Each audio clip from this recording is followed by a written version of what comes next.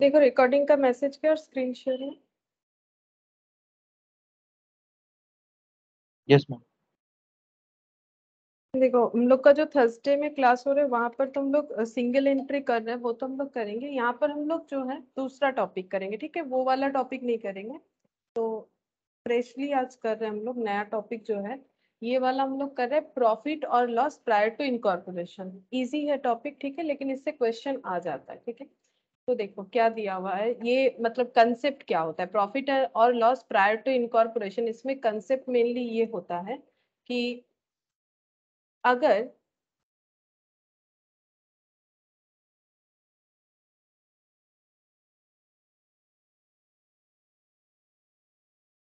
Profit और loss prior to incorporation, तो ये इनकॉर्पोरेशन जो लैंग्वेज है वो कंपनी के लिए यूज होता है। इनकॉर्पोरेट होना यानी कि हम लोग बोल सकते हैं लाइक एस्टेब्लिश्ड होना, ठीक है। तो कंपनी के लिए तुम लोग अगर कंपनी मतलब कंपनी का जो लॉ वगैरह पढ़ रहे हो, कंपनी लॉ, वहां पर देख सकते हो कि ये लैंग्वेज यूज किया जाता है। इनकॉर्पोरेट करने का मतलब होता है कि मतलब कंपनी के लिए यूज होता है, ठीक है। कोई इंडिविजुअल यानी सोल प्रोप्राइटर इनकॉर्पोरेट हुआ है ऐसा नॉर्मली हम लोग नहीं बोलते, पार्टनरशिप इनकॉर्पोरेट हुआ है, तो कंपनी के लिए जो है इनकॉर्पोरेट लैंग्वेज यूज किया जाता है, ठीक है। तो प्रॉफिट और लॉस प्रायर टू इनकॉर्पोरेशन में क्या होता है कि अगर मान लेते हैं कि कोई एक मतलब रनिंग बिजनेस को टेक ओवर करना, अगर एक सेंटेंस में बताए रनिंग बिजनेस को टू टेक ओवर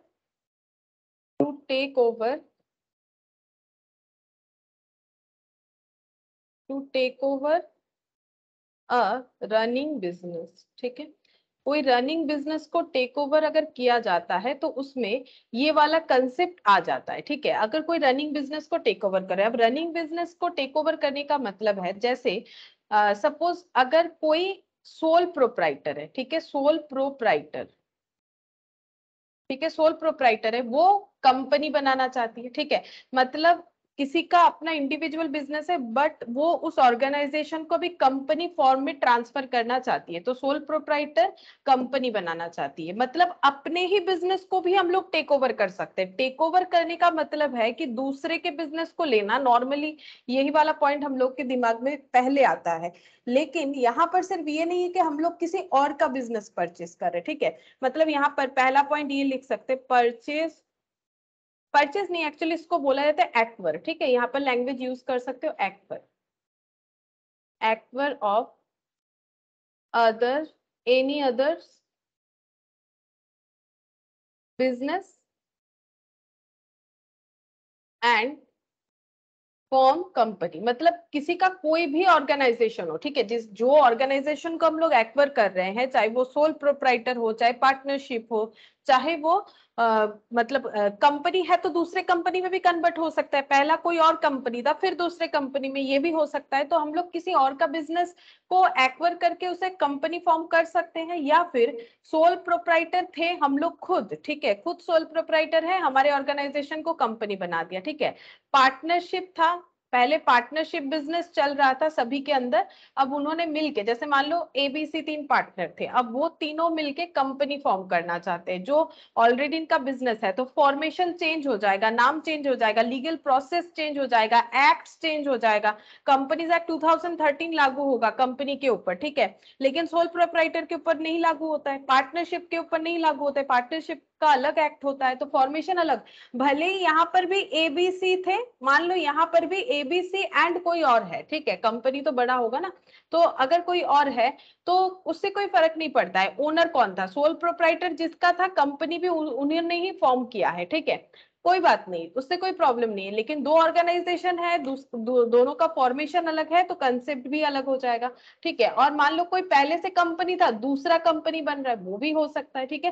तो हम लोग किसी और का बिजनेस एक्वायर करके उसे कंपनी में ट्रांसफर कर सकते हैं, चाहे प्रीवियस फॉर्मेशन कुछ भी रहा हो, ठीक है। और अगर हम लोग चाहे तो खुद का बिजनेस जो पहले सोल प्रोप्राइटर था या पार्टनरशिप था या कंपनी था दूसरा कोई, जिसे अभी हम लोग दूसरा किसी कंपनी में ट्रांसफर करना चाहते हैं, उसको हम लोग बोलेंगे कि बिजनेस को टेक ओवर करना। यहाँ पर किसी रनिंग बिजनेस को टेक ओवर करने का मतलब यहाँ पर ऐसा हो जाएगा, ठीक है। तो इसको हम लोग लिख लेते हैं एक बार, देखो। Usually in the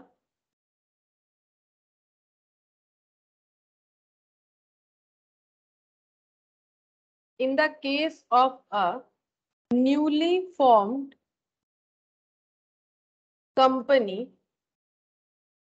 and existing business is taken over as going concern at date। मतलब इसमें क्या होता है, कंसेप्ट में नॉर्मली ऐसा होता है कि in the case of newly formed company, एक जो नया कंपनी फॉर्म हो रही है, मतलब ये इधर वाला, ठीक है, जो नया कंपनी फॉर्म हो रही है, उसमें क्या होता है कि एग्जिस्टिंग बिजनेस जो गोइंग कंसर्न बेसिस पे चल रहा है उसे टेक ओवर किया जाता है, ठीक है, किसी एक पर्टिकुलर डेट पे, prior to date of incorporation of company, incorporation of company.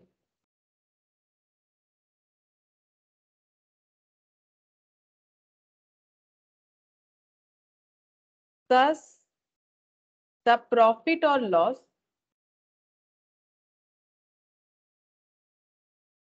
earned from the date of purchase to the date of incorporation of company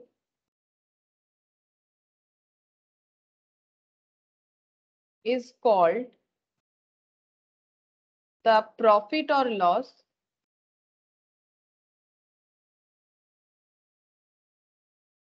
prior to incorporation।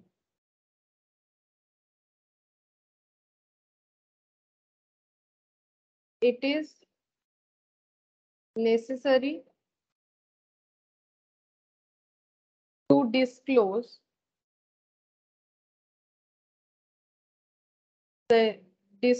them separately from trading profit और losses, ठीक है। तो देखो क्या लिखा है मैंने, usually in the case of a newly formed company and existing business is taken over as going concern at date, एक पर्टिकुलर डेट पे, prior to the date of incorporation, ठीक है। मतलब उस डेट को हम लोग बोलेंगे, मतलब जिस डेट पे एक्वायर किया जाएगा वो डेट हो, वो इनकॉर्पोरेशन डेट नहीं होगा। मतलब समझाते हैं, देखो जैसे एक बिजनेस का, सब सारे बिजनेस का अपना एक जो है फाइनेंशियल ईयर होता है। मेरे को पीछे की है। हाँ,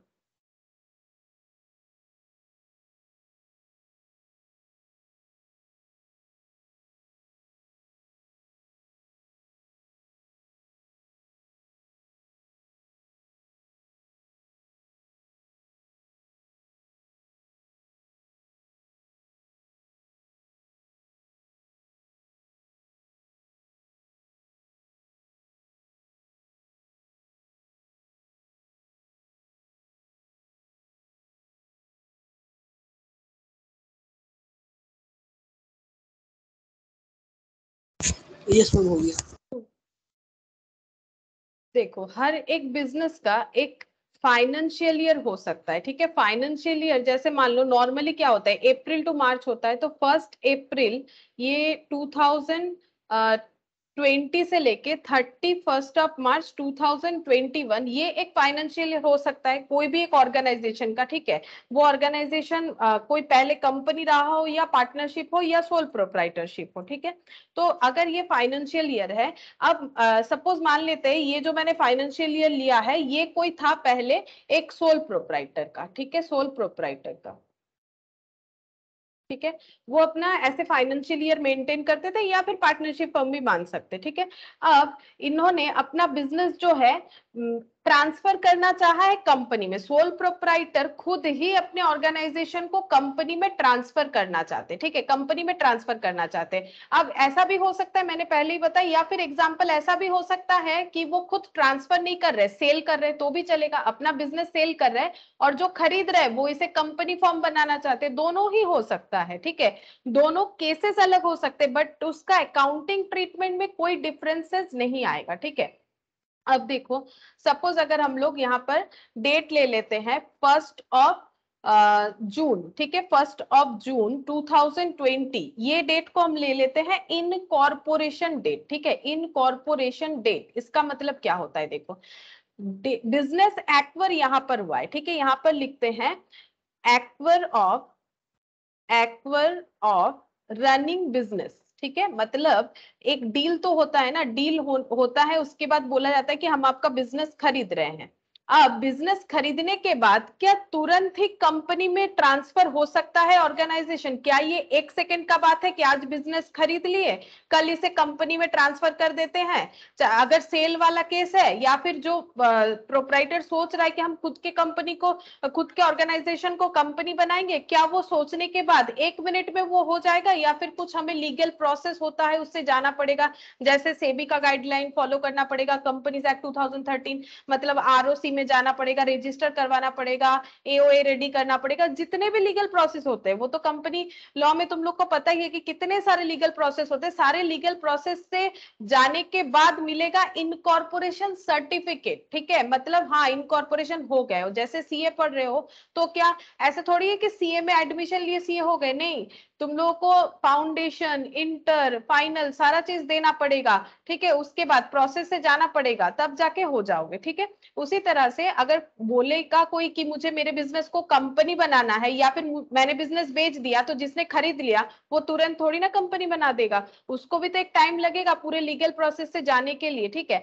तो इनकॉर्पोरेशन यहाँ पर होगा, लेकिन एक्वर मान लो यहाँ पर हुआ है, कोई और डेट भी हो सकता है, 1/4 की जगह मान लो 5/4 भी हो सकता है, 5 अप्रैल भी हो सकता है, कुछ और डेट भी हो सकता है, लेकिन मैंने एग्जाम्पल पे ये लिया है कि एक्वर किया गया इस डेट को, बट उसके बाद फॉर्मेशन जो है कंपनी का देते हुए टाइम लग गया और इनकॉर्पोरेशन का सर्टिफिकेट मिला 1 जून को, ठीक है। अब इसीलिए एक्वर डेट और इनकॉर्पोरेशन डेट एक जैसा हो ऐसा जरूरी नहीं है, मतलब नॉर्मली तो नहीं हो सकता है, अब क्वेश्चन में दे सकता है वो बात अलग है, लेकिन इनकॉर्पोरेशन का डेट क्या होता है, हमेशा कुछ दिन तो टाइम लगेगा, इतना आसान नहीं है कि जल्दी से हो जाएगा, एटलीस्ट उसी दिन सेम डेट को तो हो ही नहीं सकता है, बाकी क्वेश्चन में कुछ भी दे, लेकिन कंसेप्ट ये है कि जिस दिन एक्वर कर लेते हैं उसी दिन इनकॉर्पोरेट नहीं करवा सकते, क्योंकि इनकॉर्पोरेशन एक प्रोसेस है और हर एक प्रोसेस का एक टाइम होता है, जब तक हम लोग वो टाइम जो नहीं इन्वेस्ट करोगे, ठीक है, कोई भी चीज में जब तक टाइम इन्वेस्ट नहीं करोगे तब तक कुछ मिलेगा नहीं, ठीक है। उसी तरह से यहाँ पर एक टाइम देना पड़ेगा, तब जाके इनकॉर्पोरेशन सर्टिफिकेट मिल जाएगा। तो देखो यहाँ पर यही पॉइंट बोला है, usually in the case of A newly formed company, एक नया जो कंपनी फॉर्म हो रहा है, and existing business is taken over, यहाँ पर ठीक है, नॉर्मली क्या होता है, कोई अपना बिजनेस को स्टार्टिंग से ही कंपनी बना सकता है, उसमें कोई प्रॉब्लम नहीं है, लेकिन यहाँ पर कंसेप्ट क्या है कि पहले मतलब कुछ और ऑर्गेनाइजेशन था, अभी ये कंपनी बन रहा है, या फिर पहले अगर कंपनी था भी तो अभी नया कोई कंपनी बनेगा, ठीक है। तो newly formed company from an existing business, ठीक है, मतलब एकदम नया नहीं है, एग्जिस्टिंग कुछ ना कुछ था उससे नया बनेगा, ठीक है। Over as taken over as going concern, जो एज ए गोइंग कंसर्न चल रहा था, ऐसे रनिंग, इसीलिए रनिंग, रनिंग का मतलब क्या है, गोइंग कंसर्न क्या है, एक कंसेप्ट है ना, जैसे मनी मेजरमेंट कंसेप्ट होता है, गोइंग कंसर्न कंसेप्ट का मतलब क्या है, बिजनेस चलेगा, ऐसा एजम्पशन हम लोग लगाते हैं कि बिजनेस जो रन है वो चलता जाएगा, ठीक है। तो गोइंग कंसर्न किसी बिजनेस को अगर हम लोग टेक ओवर कर रहे हैं और उससे न्यूली फॉर्म्ड कंपनी बना रहे हैं, ठीक है। एट डेट का मतलब कोई एक पर्टिकुलर डेट पे बिजनेस को टेक ओवर करना पड़ेगा, ठीक है, मतलब एक रिटन डॉक्यूमेंट होता है ना कि इस दिन बेच दिए, तो एक लीगल मतलब एक डेट तो होगा जिस दिन कंफर्मली हुआ, पहले तो ऐसे ही ओरली बात होता है, कोई भी, जैसे मान लो आज अगर तुम लोग कोई एसेट ही खरीदोगे, मान लो एक फ्लैट खरीदोगे, तो बात हो रहा है, लेकिन उसके बाद एक सेल डीड बनना चाहिए जहां पर लिखा हुआ रहेगा इस डेट को साइन वाइन होगा, ठीक है, उसके बाद रजिस्टर होगा, ये प्रोसेस है। तो वैसे क्या होता है कि एक डेट, पर्टिकुलर डेट पे एक्वर होता है, जैसे मैंने ये वाला लिया, ठीक है। अब यहाँ पर क्या लिखा हुआ है, prior to date of incorporation of company. Prior to date of incorporation के पहले एक्वर होता है, ये चीज बोला जा रहा है। इनकॉर्पोरेशन के पहले एक्वर होता है, पहले एक्वर करो उसके बाद इनकॉर्पोरेशन होगा। जस्ट लाइक फ्लैट में मान लो पहले फ्लैट पहले रजिस्ट्री नहीं हो जाता है, मतलब रजिस्ट्री ऑफिस में अपना नाम उस फ्लैट में हमें बुक करवाना है, तो वो बात का प्रोसेस है। पहले सेल डीड बनाओ, सेल डीड में साइन होगा कि हाँ एक सेलर पार्टी है, एक परचेसर पार्टी है। आफ्टर दैट वो सारे डॉक्यूमेंट लेके रजिस्टर ऑफिस में जाके रजिस्टर करवाना पड़ता है, दैट इज इनकॉर्पोरेशन। तो पहले बिजनेस बेचो, उसके बाद उसे कंपनी में ट्रांसफर करेंगे और टाइम लगेगा। तो प्रायर टू इनकॉर्पोरेशन ये वाला डेट आ जाता है, ठीक है। यहाँ पर जो मैंने पैरा लिखवाया इसका मतलब ये हो गया। नेक्स्ट यहाँ पर क्या लिखवाया है देखते हैं, thus the prior profit or loss earned from the date of purchase to the date of incorporation of company is called the profit or loss prior to incorporation। अब देखो ये तो बहुत ही मतलब सिंपल सा बात बोला है कि बोल रहा है कि जितना भी प्रॉफिट या लॉस अर्न होगा प्रायर टू इनकॉर्पोरेशन, मतलब इनकॉर्पोरेशन सर्टिफिकेट मिलने के पहले। ये क्यों बात आ रहा है, देखो बिजनेस यहाँ पर एक्वर हो गया तो क्या बिजनेस बंद हो जाएगा? नहीं, ऐसा थोड़ी ना है कि जब तक कंपनी नहीं फॉर्म होता है तब तक बिजनेस बंद रखेंगे, ये तो बेवकूफी है। चलता बिजनेस है, चल रहा है, कस्टमर आ रहे हैं, क्यों बिजनेस बंद करें? बिजनेस अपना चल रहा है तो इस पीरियड में भी प्रॉफिट अर्न हो रहा है, ठीक है। बट प्रॉब्लम ये है कि अभी इसका ओनर भी चेंज हो गया, ठीक है। पहले एक्वर मतलब क्या, परचेस कर लिए तो ओनर चेंज हो गया, बट अभी भी कंपनी फॉर्मेशन नहीं हुआ है, ठीक है। तो कंपनी फॉर्मेशन अगर नहीं हुआ है उसके पहले, क्योंकि रनिंग बिजनेस था, कस्टमर आ रहे हैं, सेल हो रहा है, परचेस, सारा चीज एज इट इज चल रहा है, फॉर्मेशन कुछ दिन बाद चेंज होने वाला है, ठीक है। तो यहाँ पर जो प्रॉफिट अर्न हो रहा है फॉर्मेशन प्रॉपर होने के पहले, एक्वर से लेके डेट ऑफ इनकॉर्पोरेशन के पहले तक जो भी प्रॉफिट अर्न होगा, इस प्रॉफिट को बोला जाता है प्रॉफिट और लॉस प्रायर टू इनकॉर्पोरेशन। अब प्रॉफिट भी हो सकता है, लॉस भी हो सकता है, इज कॉल्ड प्रॉफिट और लॉस प्रायर टू इनकॉर्पोरेशन। मतलब यहाँ पर इसको हम लोग बोलेंगे प्रॉफिट और लॉस प्रायर टू इनकॉर्पोरेशन। अगर प्रॉफिट हुआ तो प्रॉफिट, लॉस हुआ तो लॉस, प्रॉफिट और लॉस प्रायर टू इनकॉर्पोरेशन, इसको हम लोग बोलते हैं प्रॉफिट और loss prior to incorporation. Next देखो मैंने क्या लिखा है, यहाँ तक तो बता दिया। It is necessary to disclose them separately from trading and PL. तो हमें इसे सेपरेटली डिस्क्लोज करना पड़ेगा। अब ये पॉइंट क्या है वो थोड़ा सा यहाँ पर बताते हैं तो समझ में आएगा कि लास्ट पॉइंट क्या बोल रहा है। तो फिलहाल देखो यहाँ पर मैंने ये तो समझा दिया कि प्रॉफिट और लॉस प्रायर टू इनकॉर्पोरेशन क्या होता है और क्यों हम लोग इसे यहाँ पर इस तरह से बोलेंगे। ये इसीलिए बोला जाता है क्योंकि यहाँ पर ना कोई पर्टिकुलर फॉर्म ऑफ ऑर्गेनाइजेशन नहीं है, ऐसे ही बिजनेस चल रहा है। यहाँ पर आके वो कंपनी हो जाएगा। मान लो पहले यहाँ तक था वो सोल प्रोप्राइटर, लेकिन जैसे ही वो एक्वर हो गया या फिर मतलब बेच दिया बिजनेस या फिर ट्रांसफर करना चाहते हैं कंपनी में, तब तो ये मान लो बेच दिया तो ये तो और सोल प्रोप्राइटर रहा नहीं, बेच दिया है, लेकिन अभी ये कोई भी फॉर्म में नहीं है। यहाँ पर आके कंपनी बन जाएगा, या फिर ट्रांसफर करने का सोचा है तो यहाँ पर आके कंपनी बनेगा। तो इसके पहले का प्रॉफिट जो भी होगा उसको हम लोग बोलेंगे प्रॉफिट और लॉस प्रायर टू इनकॉर्पोरेशन, और यहां पर बोलेंगे पोस्ट इनकॉर्पोरेशन प्रॉफिट। इस पीरियड का जो, और इनकॉर्पोरेशन के बाद का जो प्रॉफिट होगा, पोस्ट मतलब बाद, ठीक है। तो post incorporation profit, post incorporation profit, ठीक है। अब ये दोनों को सेपरेटली ट्रीट करने का जरूरत क्या है? देखो सेपरेटली इसीलिए ट्रीट किया जाएगा क्योंकि मैंने बोला ना यहाँ पर कोई भी फॉर्म ऑफ ऑर्गेनाइजेशन नहीं रह रहा है, ठीक है। इसीलिए सेपरेटली ट्रीट करेंगे। और ये जो है ये कहाँ ट्रांसफर होगा, ये प्रॉफिट कहाँ पर ट्रांसफर होता है? ये प्रॉफिट ट्रांसफर होगा रेवेन्यू प्रॉफिट होता है, ठीक है। पहले इसका नेचर बताते हैं। रेवेन्यू प्रॉफिट होता है ये प्रॉफिट। रेवेन्यू प्रॉफिट मतलब जो डे टू डे बिजनेस का होता है, क्योंकि देखो अभी ये जो है यहाँ पर इनकॉर्पोरेशन के बाद एक पर्टिकुलर फॉर्म ऑफ ऑर्गेनाइजेशन आ गया है जिसको कंपनी बोलेंगे, और कंपनी फॉर्म में बिजनेस चल रहा है, ठीक है। तो बिजनेस में जो भी मेहनत हो रहा है उसके अगेंस्ट में प्रॉफिट हो रहा है। तो ये हो गया रेवेन्यू नेचर का, मतलब अपने मेहनत से आया हुआ प्रॉफिट, रेवेन्यू नेचर का प्रॉफिट हो गया, ठीक है। और रेवेन्यू प्रॉफिट कहां पर ट्रांसफर होता है? हमेशा प्रॉफिट एंड लॉस अकाउंट में, ठीक है। प्रॉफिट एंड लॉस अकाउंट में ट्रांसफर होगा। अच्छा, अब ये वाला जो प्रॉफिट है इसको हम लोग कैसे नेचर का प्रॉफिट बोलेंगे? इसको हम लोग बोलेंगे कैपिटल नेचर का प्रॉफिट, ठीक है। कैपिटल नेचर का प्रॉफिट क्यों बोला जाता है? क्योंकि देखो ये प्रॉफिट इस ऑर्गेनाइजेशन का तो नहीं है जो 1/6 को इनकॉर्पोरेट हो रहा है। क्यों इसीलिए क्योंकि यहां पर आके फॉर्म ऑफ ऑर्गेनाइजेशन बना, तो यहां तक जो है, यहां तक ठीक है।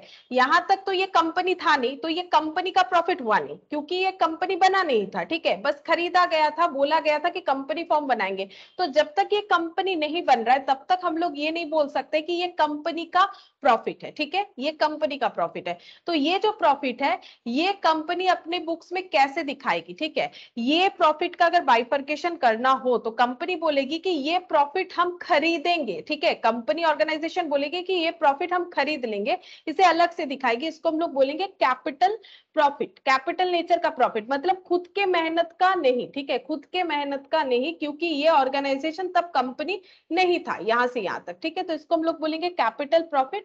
और कैपिटल प्रॉफिट जो है ये यहाँ पर देखो प्रॉफिट भी हो सकता है, ये कैपिटल नेचर बोल देते, पहले इसको हम ऐसे बोल देते कैपिटल नेचर, कैपिटल नेचर का होगा। अब प्रॉफिट और लॉस लिखा है ना, तो प्रॉफिट हुआ या फिर लॉस हुआ, तो देखो ये भी रेवेन्यू नेचर का बोल सकते हो, इसको ऐसे लिख सकते हो, रेवेन्यू नेचर बोल के लिख सकते हो, रेवेन्यू नेचर का प्रॉफिट या लॉस यहाँ भी हो सकता है। तो यहाँ पर मैंने लिखा ही है प्रॉफिट एंड लॉस अकाउंट, तो प्रॉफिट हुआ तो प्रॉफिट क्रेडिट हो जाएगा, लॉस हुआ तो डेबिट हो जाएगा। और कैपिटल नेचर का प्रॉफिट भी हो सकता है, लॉस भी हो सकता है। अगर प्रॉफिट हुआ तो कहाँ ट्रांसफर होगा, कैपिटल रिजर्व में, ठीक है, कैपिटल रिजर्व। और अगर लॉस हुआ तो कहां ट्रांसफर होगा, लॉस हुआ तो हम लोग इसको बोलेंगे गुडविल, ठीक है, ये भी समझाएंगे, इसको हम लोग बोलेंगे गुडविल, या फिर ये ट्रांसफर हो जाएगा स्पेशल अकाउंट में, ठीक है, स्पेशल अकाउंट में। ये देखो हम दिखाते हैं मैट में,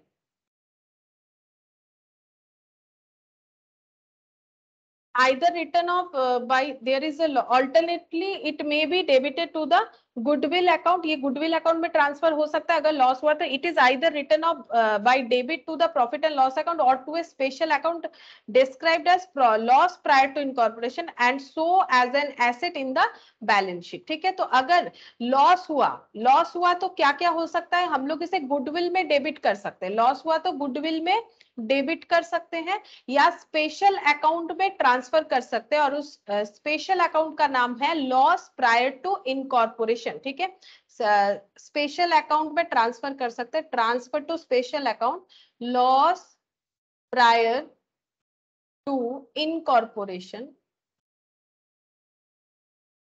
ठीक है, and so shown in balance sheet, ठीक है, और बैलेंस शीट में हम लोग इसे शो कर देंगे, ठीक है, और या फिर गुडविल में ट्रांसफर कर सकते हैं। तो एक्चुअली जब हम लोग किसी का बिजनेस एक्वायर कर रहे हैं और जब तक हम लोग का प्रॉपर फॉर्मेशन बिजनेस का नहीं बन जाता है, लाइक कंपनी यहाँ पर जो बात हो रहा है, तो इसके पहले का जो प्रॉफिट, क्योंकि बिजनेस एक रनिंग बिजनेस है, गोइंग कंसर्न है, तो बिजनेस तो बंद नहीं हो रहा है, प्रॉफिट अर्न होते जा रहा है, लेकिन ये प्रॉफिट कंपनी ने नहीं कमाया, क्यों, क्योंकि कंपनी का तो बर्थ ही हुआ है यहाँ पर एक्चुअली में, ठीक है, एक्चुअली कंपनी का बर्थ यहाँ पर हुआ है। तो अगर कंपनी का बर्थ ही नहीं हुआ था तो यहाँ पर जो प्रॉफिट हुआ वो तो कंपनी का हुआ नहीं, तो ये प्रॉफिट कहां पर दिखाएगा, जो बिजनेस एक्वायर कर रहा है, क्योंकि वो एक्वायर तो यहाँ पर कर चुका है, लेकिन प्रॉब्लम ये है कि उसका कंपनी फॉर्मेशन यहाँ पर बनेगा, तो ये प्रॉफिट वो खुद का बोल सकता है। तो ये प्रॉफिट क्या करेगा, ये प्रॉफिट को उसे दिखाना पड़ेगा, ये खुद का रेवेन्यू मतलब डे टू डे अर्न करके नहीं आया था, क्योंकि तब कंपनी का बर्थ ही नहीं हुआ था, इसीलिए यहाँ पर जो प्रॉफिट है ये हम लोग ऐसे ट्रीट करेंगे कि किसी और का प्रॉफिट है, ठीक है, किसी और का प्रॉफिट है ऐसा ट्रीट किया जाता है, इसीलिए हम लोग इसको कैपिटल नेचर का बोलते हैं। मतलब अगर इस बिजनेस को एक्वायर करना है तो यहाँ का प्रॉफिट हमें परचेज करना पड़ेगा, परचेज प्रॉफिट है, इसीलिए इसको कैपिटल नेचर का बोल रहे हैं। और जब परचेज करने गए तो हो सकता है प्रॉफिट में परचेज हुआ या लॉस हुआ, ठीक है, अगर प्रॉफिट हुआ तो ये कैपिटल रिजर्व चला जाएगा, अगर लॉस हुआ तो इसको हम लोग बोलेंगे गुडविल, लॉस में खरीदा यानी ये हो गया गुडविल, ठीक है, या फिर इसे हम लोग ट्रांसफर कर सकते हैं लॉस प्रायर टू इनकॉर्पोरेशन, जिसको हम लोग बैलेंस शीट में एसेट साइड में शो करेंगे, ठीक है। ये और भी डिटेल्स में अच्छे तरीके से समझ में आएगा ये वाला चीज, ठीक है, ये वाला चीज जब हम लोग क्वेश्चन करेंगे कि ये गुडविल क्यों बोला जाता है लॉस को, ठीक है, ये और भी अच्छे से समझ में आएगा। फिलहाल ये पॉइंट देख लो कि इट्स नेसेसरी टू, अच्छा ये तो अभी तक मैंने नहीं बताया कैसे ये डिस्क्लोज करना क्यों जरूरी है, ठीक है, तो इतना समझ में आ गया कि इनकॉर्पोरेशन क्या होता है, रनिंग बिजनेस को एक्वायर करना क्या होता है? रनिंग बिजनेस को एक्वायर करने के बाद का प्रॉफिट, मतलब जब तक इनकॉर्पोरेट नहीं होता है उसके मिडिल के प्रॉफिट को बोलेंगे प्रायर टू इनकॉर्पोरेशन का प्रॉफिट, इनकॉर्पोरेशन के बाद पोस्ट। जैसे इनकॉर्पोरेट हो गया, मैटर इजी हो गया, मेरा बिजनेस है, मेरा अर्निंग है, रेवेन्यू। यहाँ पर क्या है? यहाँ पर मेरा बिजनेस नहीं है भी नहीं भी, क्योंकि मैंने एक्वायर तो कर लिया है, लेकिन मुझे पूरा पूरी अभी तक इनकॉर्पोरेशन नहीं हुआ है, तो कंपनी तो बना नहीं, तो ये अभी यहाँ का जो प्रॉफिट है ये मुझे, हम अपना रेवेन्यू नहीं दिखा सकते क्योंकि मेरा बिजनेस नहीं है, कंपनी का बिजनेस नहीं है, ये किसी और का ही बिजनेस अभी भी चल रहा है जब तक ये नहीं होगा। तो इसका मतलब यहाँ का प्रॉफिट परचेस करना पड़ेगा अगर पूरे साल का डिस्क्लोज करके दिखाना है। ठीक है, अब देखो यहाँ पर हम लोग ये सारे प्रॉफिट को किस तरह से डिस्ट्रीब्यूट करेंगे। ठीक है, ये मतलब अब क्या होगा, हमें एक्चुअली क्वेश्चन कैसे दिया हुआ रहेगा, हमें पूरे 1 ईयर का ट्रेडिंग पीएल दिया हुआ रहेगा, ट्रेडिंग एंड पीएल हमें पूरे 1 ईयर का दिया हुआ रहेगा। हम लोगों को क्या करना पड़ेगा, क्योंकि हमारा यहाँ पर जो ट्रेडिंग पीएल में जो जीपी आता है या एनपी आता है वो जिस तरह से आ रहा है वो सारा का सारा रेवेन्यू नेचर भी नहीं है, सारा का सारा कैपिटल नेचर भी नहीं है। तो हमें क्या करना पड़ेगा, जितने भी एक्सपेंसेस इनकम्स वगैरह है उसे ऐसे दो पार्ट में डिवाइड करना पड़ेगा, मतलब prior to incorporation and post incorporation, capital nature के वाइज और रेवेन्यू नेचर के वाइज। इस हिसाब से हमें कुछ रेशियोज का जरूरत पड़ेगा। ठीक है, हम लोगों को रेशियोज का जरूरत पड़ेगा, जिस रेशियोज के थ्रू से हम लोग डिवाइड कर पाएंगे इस तरह के इनकम या एक्सपेंसेस को। तो रेशियोज क्या क्या चाहिएगा हमें, मेनली चाहिए टाइम रेशियो, दूसरा चाहिए सेल्स रेशियो, और कॉम्बिनेशन ऑफ बोथ, ये चाहिए। ठीक है, कॉम्बिनेशन ऑफ रेशियोज के थ्रू से हम लोग डिवाइड कर पाएंगे। जैसे टाइम रेशियो अगर इस क्वेश्चन में देखो तो टाइम रेशियो क्या हो जाएगा, टाइम मतलब कितने दिन प्री था कितने दिन पोस्ट था। तो चेक करके देखो, अप्रैल से लेके 1 जून, अप्रैल मई जून, मतलब जून का 1 तारीख, मतलब ये 2 मंथ्स हो गया। यहाँ पर कितना हो जाएगा, 10 मंथ्स है ना। यहाँ पर कितना हो जाएगा 10 मंथ्स, क्योंकि अगर इधर 2 होगा तो इधर 10 होगा ना, ये पूरा 12 है। तो टाइम रेशियो इस क्वेश्चन में कितना हो गया, 2:10 यानी 1:5। ठीक है, और सेल्स का डिटेल्स क्वेश्चन में देगा तो हम लोग कैलकुलेट कर पाएंगे। अब कौन सा रेशियो कहां पर यूज होगा वो भी बता देते हैं। पहले देखो यहाँ पर थोड़ा सा जो बताया है, when a running business is taken over by promoters of a company as at date prior to date of incorporation of company, the amount of profit or loss of such business for the period prior to date of company came into existence is referred to as pre incorporation profit, जो मैंने already तुम लोग को अपने हिसाब से समझा दिया है। ठीक है, अच्छा यहाँ पर ये चीज जो है ना, ये वो बताए कि प्रॉफिट होगा तो कहां पर ट्रांसफर होगा। ठीक है, प्रॉफिट अगर होगा तो ये देखो, on the other hand if a profit has been earned by business prior to the same being taken over and the same is not fully absorbed by any interest payable for the period, it is credited to capital reserve और to goodwill. ये कब होगा वो हम बता देंगे। देखो यहाँ पर मेनली प्रॉफिट होने से कहां पर ट्रांसफर होगा, कैपिटल रिजर्व, ये भी मैंने लिखवा दिया है। ठीक है, अब हम लोग पहले कुछ जो है टाइम रेशियोज दिए हुए हैं वो हम लोग देख लेते हैं एग्जांपल में। जैसे देखो ये वाला क्वेश्चन यहाँ पर दे रखा है कि Y Limited was incorporated on 1st of July 2001 to take over the business of Z Limited from 1/4/2001. The year ended on 31st March 2002. Calculate the pre-incorporation period. ठीक है, pre-incorporation period हमें कैलकुलेट करने बोला है। तो पहले हम लोग कुछ एग्जांपल्स यहाँ से कर लेते हैं टाइम रेशियो कैलकुलेट करने का, उसके बाद फिर से ये समझेंगे कि कौन सा रेशियो कब यूज होगा। ठीक है, अच्छा तो एग्जाम्पल वन देखो यहाँ पर क्या दिया हुआ है, वाई लिमिटेड वॉज इनकॉर्पोरेटेड, मतलब नया कंपनी का नाम क्या है, वाई लिमिटेड है। कब इनकॉर्पोरेट हुआ है, 1/7/2001 को, 1/7/2001 को इनकॉर्पोरेट हुआ है टू टेक ओवर। और क्यों ये नया मतलब इनकॉर्पोरेट क्यों है, क्योंकि इसने टेक ओवर किया है बिजनेस जेड लिमिटेड का। तो देखो पहले ये कोई और कंपनी था, अभी ये कोई और कंपनी बन रहा है, मतलब पुराना company Z limited, newly build up company Y limited. ठीक है, अब इनका बिजनेस कब से चल रहा था, 1/4/2001 से। ये देखो 1/4/2001 से, मतलब बिजनेस चल रहा था बोल रहे, सॉरी, एक्वर कब किया गया, ये देखो Y limited was incorporated on 1/7/2001 to take over the business of Z limited from इतना,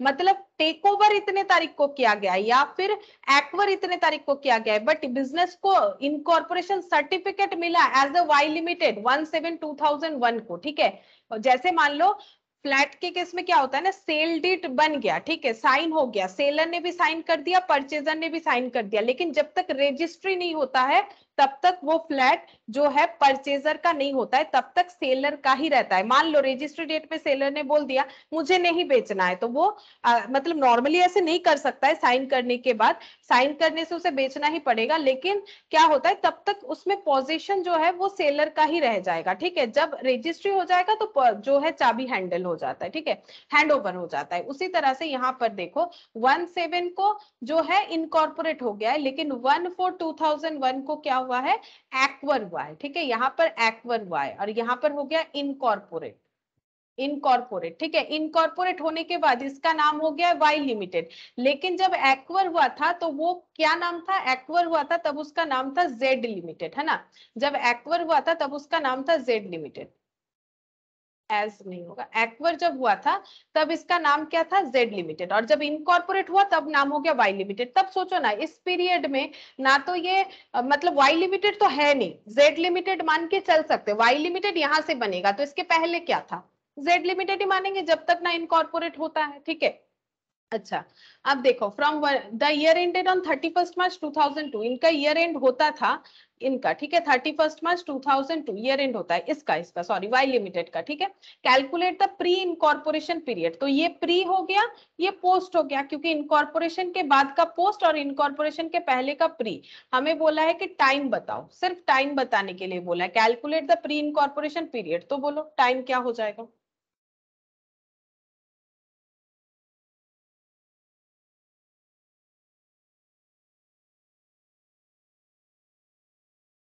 बोलो प्री इनकॉर्पोरेशन टाइम क्या हो जाएगा।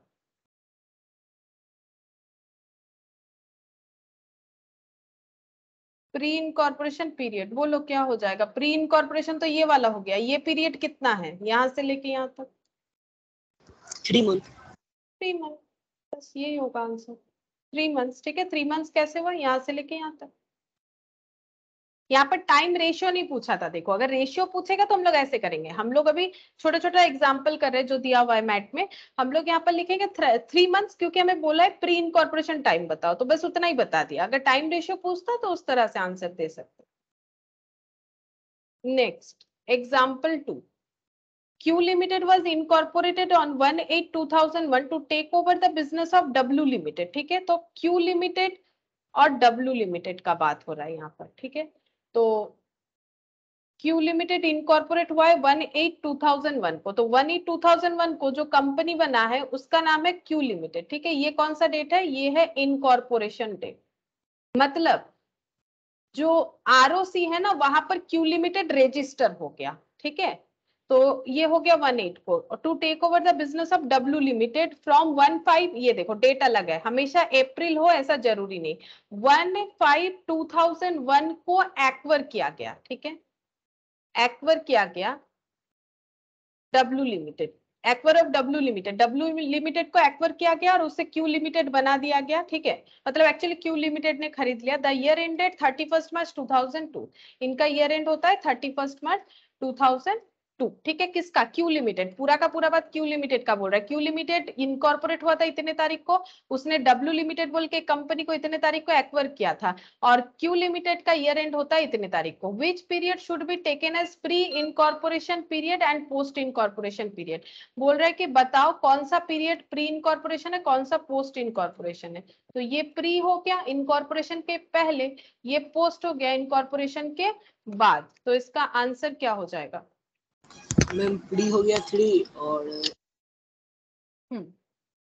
ये पूरा ये 3 हो जाएगा, मई जून जुलाई, और ये बाकी देखो कितना होगा, ये 12 से माइनस मत कर दो क्योंकि ये अप्रैल नहीं है, तो यहाँ से काउंट करके ही बताना पड़ेगा, नहीं तो गलत हो सकता। 8 3:8।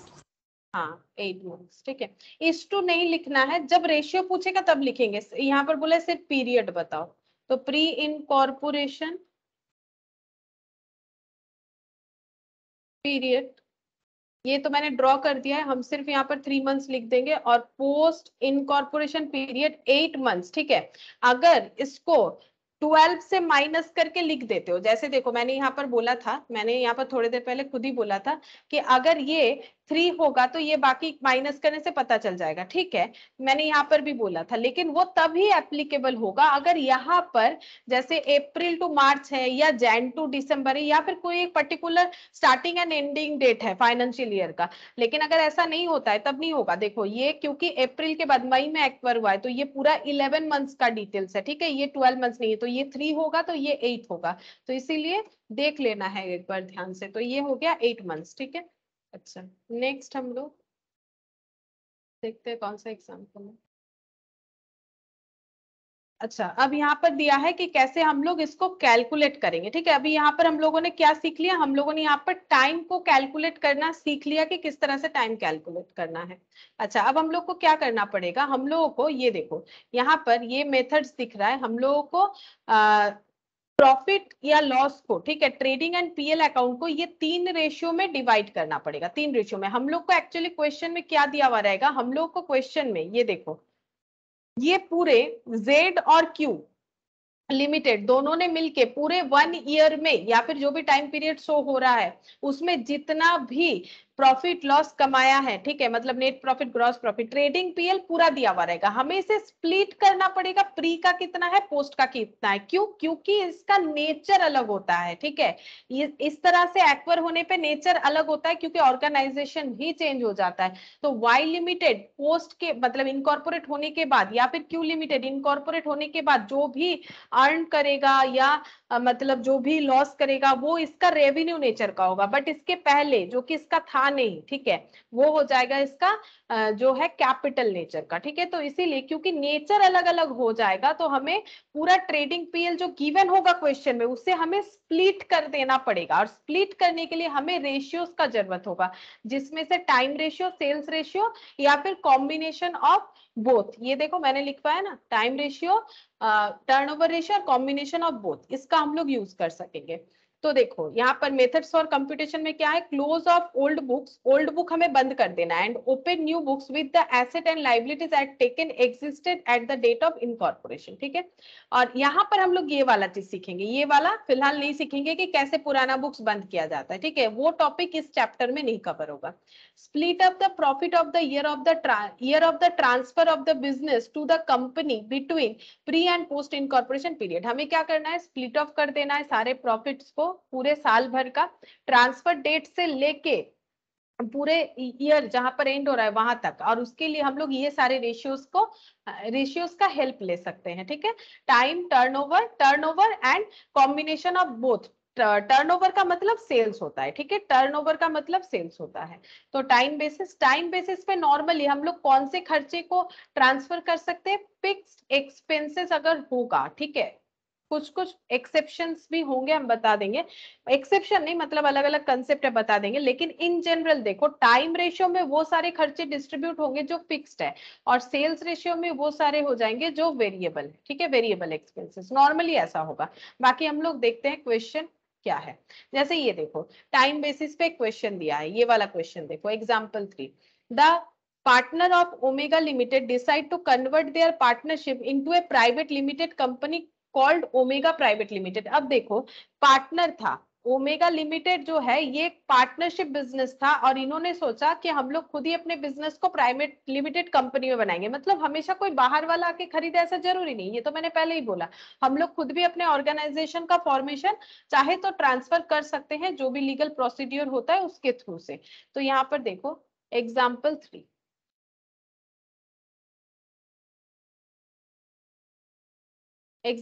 यहाँ पर क्या दिया हुआ है, ओमेगा लिमिटेड, ओमेगा लिमिटेड, ठीक है, ये था ओमेगा लिमिटेड पहले, और बाद में ये बन जाएगा Omega private limited, Omega private limited यानी कंपनी बन गया, ठीक है, private limited with effect from 1 अप्रैल 2001, ठीक है, 1 अप्रैल 2001। However due to some procedural difficulties the company could be incorporated only on 1 जुलाई, ठीक है, इनकॉर्पोरेट हो पाया है 1 जुलाई। तो इनकॉर्पोरेशन डेट मुझे मिल गया 1 जुलाई। और इन्होंने क्या किया, कन्वर्ट कब से करना स्टार्ट किया है, 1 अप्रैल से, ठीक है। कन्वर्ट मतलब एक्वर हुआ होगा इस डेट को, ठीक है, 1 अप्रैल 2001, ठीक है, 1 अप्रैल 2000, क्योंकि एक पर्टिकुलर डेट होता है, ठीक है, पर्टिकुलर डेट होगा रिटन डॉक्यूमेंट्स बनेंगे तब ना पता चलेगा ये कन्वर्ट हो गया है। तो 1 अप्रैल को ओमेगा लिमिटेड हो गया है एक्वर, omega limited is acquired. Acquired किसने किया है? ओमेगा प्राइवेट लिमिटेड ने, ठीक है। लेकिन दोनों में ओनर सेम है, लेकिन ओनर से कुछ फर्क नहीं पड़ता है, ऑर्गेनाइजेशन अलग अलग हो जाएगा, ठीक है। 1 अप्रैल 2001। However due to some procedural difficulties इनका इनकॉर्पोरेशन 1 जुलाई को कंप्लीट हुआ। The accounts of business continued for the accounting year ended 31 March 2002। तो इनका अकाउंटिंग ईयर एंडेड है 31 मार्च 2002, ठीक है। अब हमें बोला है determine the pre and post incorporation period and corresponding time ratios. तो pre and post incorporation period, तो ये प्री और ये पोस्ट। तो बताओ प्री इनकॉर्पोरेशन पीरियड कितना होगा और पोस्ट इनकॉर्पोरेशन? मैम 3 मंथ्स और 9 मंथ्स। अच्छा 3 मंथ्स और 9 मंथ्स। अप्रैल मई जून, हाँ 3 मंथ्स, और पोस्ट इनकॉर्पोरेशन पीरियड 9 मंथ्स, ठीक है। 3 मंथ्स और 9 मंथ्स ये हमें पूछा, और यहाँ पर बोला टाइम रेशियो भी बताओ। तो टाइम रेशियो का मतलब यही हो जाता है, ये हो गया टाइम, टाइम मंथ में, तो 3 पहले लिखना है, प्री इज टू पोस्ट, ठीक है, हमेशा लिखना पड़ेगा प्री इज टू पोस्ट। तो 3:9 यानी 1:3, यही पूछा था यहाँ पर, ठीक है। नेक्स्ट देखो fourth example 4। M limited which was incorporated on 1 June 2001 took over the business of N a proprietary concern, मतलब सोल प्रोप्राइटर, ठीक है। यहाँ पर देखो इन्होंने एन ने मिस्टर एन ने अपना बिजनेस बेच दिया है, किसको? जिनको बेचा है उन्होंने एम लिमिटेड बना लिया उससे। कब से एक्वायर चल रहा है? 1 अप्रैल 2001 से। The account of business continued for the accounting year ended 31 March 2002। Determine the time basis on which the amount of salaries will be split as per pre and post incorporation period, ठीक है। तो पहले हम लोग pre and post incorporation time period जो है ये draw कर लेते हैं।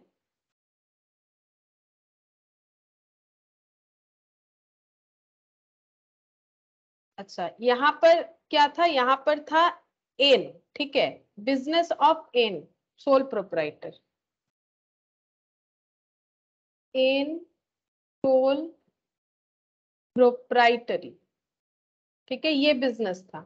ये बिजनेस एक्वर इनकॉर्पोरेट हुआ है 1 जून 2001। 1 जून 2001 को हुआ है इनकॉर्पोरेट। इनकॉर्पोरेट का मतलब है किसी कंपनी का बर्थ हुआ हुआ, ठीक है। कंपनी का नाम क्या है?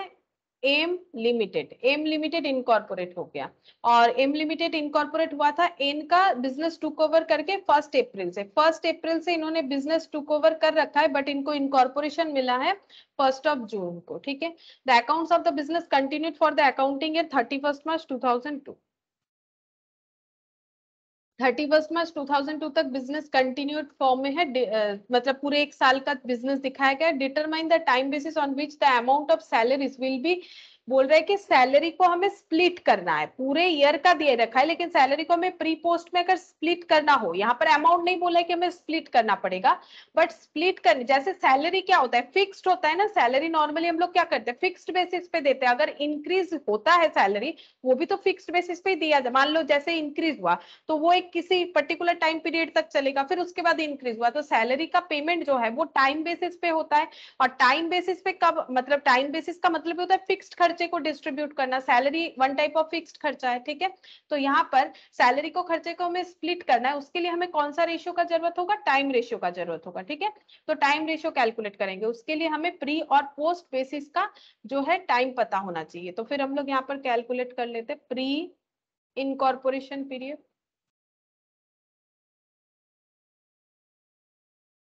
कितना होगा और पोस्ट इनकॉर्पोरेशन पीरियड कितना होगा। मैम 2 और 10। 2 और 10, हाँ 2 और 10, ठीक है। अब हम लोग यहाँ से कैलकुलेट करेंगे टाइम रेशियो। टाइम रेशियो इसीलिए कैलकुलेट करना पड़ेगा क्योंकि जब तक टाइम रेशियो कैलकुलेट नहीं होगा हम लोग यहाँ पर सैलरी को स्प्लिट नहीं कर पाएंगे। अगर हमें सच में सैलरी का अमाउंट दिया हुआ रहता तो हम लोग इस रेशियो में स्प्लिट कर लेते, ठीक है। तो ये टाइम रेशियो 1:5, तो यहाँ पर लिख देते salary can be splitted, salary can be splitted in this ratio, in this ratio.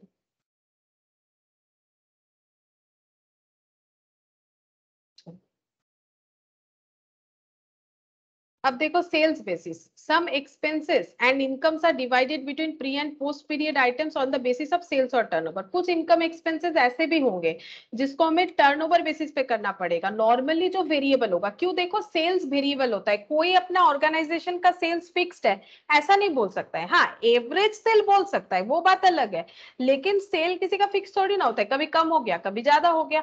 तो सेल के ऊपर डिपेंड कर सकता है, मान लो एडवर्टाइजमेंट का खर्चा, ठीक है, अगर सेल हमारा कम हो रहा है हम लोग एडवर्टाइजमेंट का खर्चा ज्यादा कर सकते हैं, सेल हमारा ज्यादा हो रहा है एडवर्टाइजमेंट का खर्चा कम कर सकते हैं। या फिर कोई सेलिंग एजेंट रखा है, उनको अगर वेरिएबल बेसिस पे दे रहे हैं कि अगर इतना सेल करोगे तो इतना परसेंटेज दे देंगे, से कमीशन कुछ हो गया सेल्स एजेंट का, तो ऐसे खर्चे जो सेल्स पे डिपेंड करते हैं नॉर्मली वो वेरिएबल नेचर के होते हैं। तो इस तरह के खर्चे को हम लोग जो है स्प्लिट करने के लिए सेल्स रेशियो का यूज करेंगे, ठीक है। अब सेल्स रेशियो हमें कैसे दिया हुआ रहेगा, ये देखो यहाँ पर क्वेश्चन दिया हुआ है, इससे हम सॉल्व करके दिखाते हैं। यहाँ पर बोला calculation time ratio and sales ratio, example 5। देखो क्या बोल रहा है, Lion Limited was incorporated on 1/8/2001 to take over the running business of Messrs Happy with assets from 1/4/2001। मतलब ये जस्ट एक लैंग्वेज बोला है, विथ एसेट। टेक ओवर करने से एसेट लाइबिलिटी सभी टेक ओवर करना पड़ेगा, टेक ओवर करने से एसेट्स एंड लाइबिलिटी सभी टेक ओवर करना पड़ता है, ठीक है। तो यहाँ पर जस्ट एक लैंग्वेज दे दिया है, बात एक ही है। इसमें एसेट टेक ओवर का मतलब कुछ अलग बात नहीं होगा, किसी का बिजनेस एक्वायर करना मतलब asset liability both take over होता है। इनकॉर्पोरेट हुआ है 1/8/2001 को।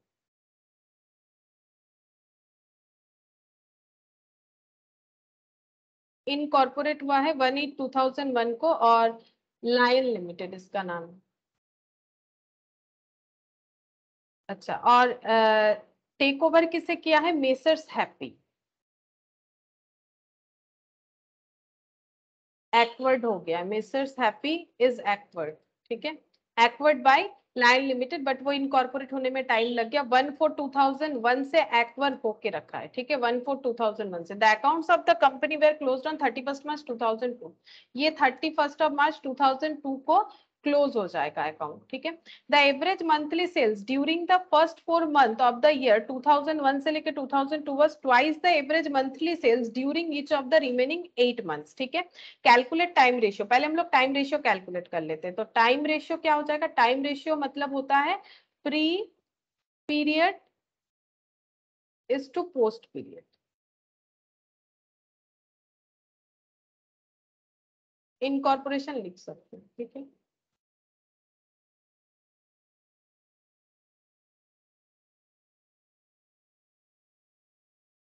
तो बताओ कितना होगा? 4:8। 4:8। अप्रैल मई जून जुलाई, हाँ 4:8 हो जाएगा, तो 1:2 हो गया। अच्छा, अब अगर हमें सेल्स रेशियो कैलकुलेट करना हो तो सेल्स के बारे में क्या बोला है वो देखना पड़ेगा। तो सेल्स रेशियो कैसे कैलकुलेट होगा? यहाँ पर बोला है कि average monthly sales during the first 4 month of the year was twice the average monthly sales during the each of the remaining 8 months. मतलब ये 8 मंथ्स और ये 4 मंथ्स, ठीक है। अब क्वेश्चन बोल रहा है कि average monthly sales first 4 month, first 4 month मतलब ये वाला, ठीक है, अप्रैल मई जून जुलाई, ये फर्स्ट 4 मंथ में जो भी एवरेज सेल था, एवरेज मतलब एक ही वैल्यू होगा जो पूरे 4 मंथ्स के सेल को डिनोट करेगा। एवरेज का मतलब जैसे तुम लोग का मार्कशीट का एवरेज 70% मिला, मतलब ये एज्यूम्ड है ना, जितने भी रिजल्ट पे सब्जेक्ट लिखे हुए हैं सारे सब्जेक्ट में 70 मिला है, यही तो हम लोग एजम्पशन लेते हैं, जबकि ये एक्चुअली में नहीं होता है। लेकिन एवरेज का मतलब तो यही हो गया ना। अगर हम लोग बोलते हैं हमारे शॉप में एवरेज 20,000 का सेल है फॉर एग्जाम्पल, तो 20,000 का सेल है मतलब हर मंथ 20,000। तो अगर अप्रैल मई जून जुलाई ये जो 4 मंथ्स का एवरेज सेल्स है, ये बोल रहा है ये कैसा है? Twice the average monthly sales during each of the remaining 8 months. तो बाकी जो 8 मंथ्स है, 8 मंथ्स में क्या हो गया? अप्रैल मई जून जुलाई अगस्त सितंबर अक्टूबर नवंबर, अप्रैल मई जून जुलाई अगस्त सितंबर अक्टूबर नवंबर दिसंबर मैम जैन मार्च तक। हाँ मार्च तक, जैन फेब मार्च, ठीक है, मार्च तक 1 2 3 4 5 6 7 8। अब यहाँ पर जो एवरेज सेल है उसका डबल है ये वाला, ठीक है, बस पढ़ के समझना पड़ेगा। यहाँ पर बोल दिया है देखो, द एवरेज मंथली, मैंने 4 मंथ्स और 8 मंथ समझा दिया। The average monthly sales during the first 4 month of the year was twice, ये डबल है, average monthly sales during each of the remaining 8 months. तो रिमेनिंग 8 मंथ्स का जो भी एवरेज सेल है, सपोज रिमेनिंग 8 मंथ का एवरेज सेल है X, average का मतलब सभी में एक ही होगा, हर मंथ में एक जैसा होगा, तभी तो वो एवरेज होगा। और ये जो रिमेनिंग 8 मंथ्स का एवरेज जो सेल है उसका डबल है, ये पहला 4 मंथ्स का सेल, ठीक है। तो रेशियो कैसा हो जाएगा, सेल्स रेशियो बताओ, 8:8। हाँ ये ऐड हो जाएगा 6x:8x, ये हो जाएगा मैम 8 मतलब होगा ना मैम, 4 इधर है तो ये 8 हो जाएगा और 8 इधर हो जाएगा। 1 2 8 8। 3 4 5 6 7 8, ये 8 हो जाएगा। हाँ और और ये 2 4 6 8। हाँ ये भी 8 हो गए, हाँ तो 1:1 हो जाएगा, हाँ ये हो जाएगा 1:1, ये ऐड होने से 8 हो जाएगा, ठीक है। अब इस चीज को हम लोग लिख लेते हैं,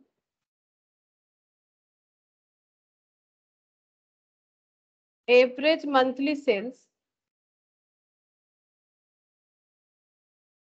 late average monthly sales after incorporation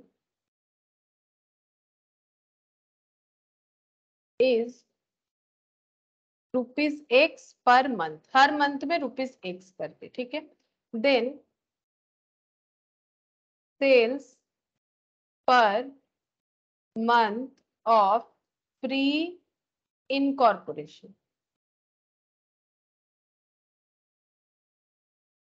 will be ₹2x per month. अगर यहाँ पर x पर मंथ करके होगा तो यहाँ पर 2x पर मंथ।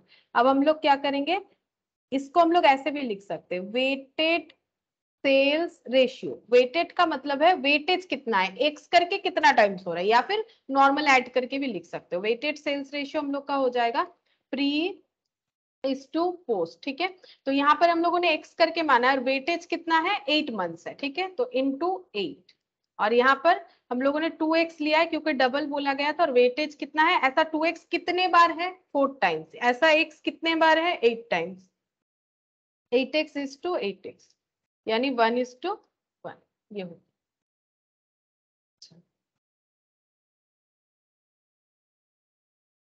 तो यहाँ पर एक एग्जांपल दिया है, बोल रहा है कि calculate the time ratio in following cases.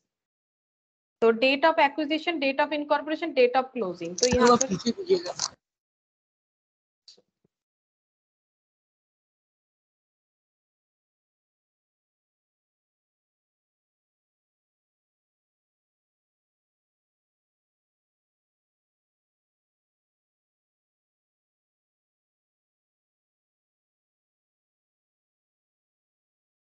ये हो गया।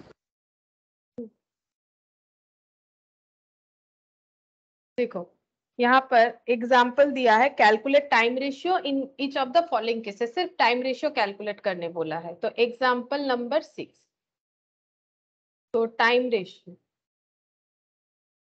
रेशियो क्वेश्चन 2 है, क्वेश्चन 1 है और क्वेश्चन 2 है, कैसे निकलता है प्री इज टू पोस्ट करके, ठीक है। तो बताओ टाइम रेशियो क्या होगा, यहाँ पर दिया हुआ है date of acquisition, date of incorporation, date of closing. तो अगर ड्रॉ करेंगे तो ये ऐसे बन जाएगा, इनकॉर्पोरेशन यहाँ पर आ जाता है ना, इनकॉर्पोरेशन के बाद तो क्लोजिंग आएगा, एक्विजिशन के बाद इनकॉर्पोरेशन, पहले एक्वायर करो फिर इनकॉर्पोरेट करवा सकते हो लीगल प्रोसेस से, उसके बाद जो है ईयर एंड आ सकता है। तो यहाँ से यहाँ कितना, यहाँ से यहाँ, मैम 3 उसके बाद 9। अच्छा 3:9, 3:9 हो रहा है, ठीक है। अप्रैल से लेके जुलाई, अप्रैल मई जून 3 और जुलाई अप्रैल मई जून, हाँ जुलाई अगस्त सितंबर अक्टूबर नवंबर दिसंबर जैन फेब मार्च, और ये वाला अक्टूबर है, 10 मतलब अक्टूबर, अक्टूबर से लेके मार्च, ये कितना होगा 7 इधर हो जाएगा और 5 उधर चला जाएगा। 7 और 5, ये 5 तो नहीं होगा, ये तो 1 हो रहा है, 1 हो जाएगा, 1 हो जाएगा हम, 7 और 1। ये तो 1 मंथ है, ये 1 मार्च है, ये 31 मार्च, और यहाँ से यहाँ अक्टूबर नवंबर दिसंबर जैन फेब, 7 5 मंथ्स होगा। अच्छा, ये 10 से हो रहा है? अच्छा, हाँ नहीं मेरे को लगा 10 कि से। अप्रैल। हाँ फिर ठीक। हाँ तो 5 मंथ्स होगा। ठीक है, तो 5 मंथ्स और इधर 1 मंथ्स हमें डेट देखना है। अगर हम लोग मतलब नॉर्मली अप्रैल के हिसाब से काउंट कर लेंगे तो गलत हो सकता है। तो यहाँ पर हो गया 5:1 हो रहा है। ठीक है, 5:1, तो ये वाला ऐसे हो जाएगा, बस हो गया। अच्छा अब देखो यहाँ पर कुछ लिस्ट दिया हुआ है, लेकिन लिस्ट याद रखना उतना मतलब आसान नहीं होगा। इतना लिस्ट कितना याद रखेंगे हम लोग? वही फिक्स्ड और वेरिएबल बेसिस पे याद रख सकते हैं कंसेप्ट के साथ। जैसे हम बता देते हैं कैसे अप्रोप्रिएट करेंगे जो भी एक्सपेंसेस होगा उसको। देखो अगर ग्रॉस प्रॉफिट या ग्रॉस लॉस पहले से कुछ है उसको हमें अपोर्शन करना है, तो उसके लिए हम लोग सेल्स रेशियो लेंगे। क्यों? क्योंकि सेल्स रेशियो जो प्रॉफिट जो है, ग्रॉस प्रॉफिट या ग्रॉस लॉस जो ट्रेडिंग में आता है वो तो सेल्स के वजह से ही आता है, तो ये डिपेंड ऑन सेल्स। तो सेल्स रेशियो में ही हमें इसे एडजस्ट करना चाहिए, ये हमारा फर्स्ट प्रेफरेंस होगा। लेकिन यहाँ पर नेक्स्ट कुछ बताया है, on the basis of cost of good sold in the respective period in the absence of any information regarding turnover. मतलब मानो कि हमें क्वेश्चन में सेल्स दिया हुआ ही नहीं है, अगर ऐसा सिचुएशन अराइज होता है देन हम लोग जीपी को सीओजीएस के थ्रू से मतलब प्री पोस्ट का सीओजीएस। जैसे देखो नॉर्मली जीपी को कैसे हमें डिस्ट्रीब्यूट करना है, सेल्स रेशियो पे डिस्ट्रीब्यूट करना है, ये हम लोग का फर्स्ट प्रेफरेंस है।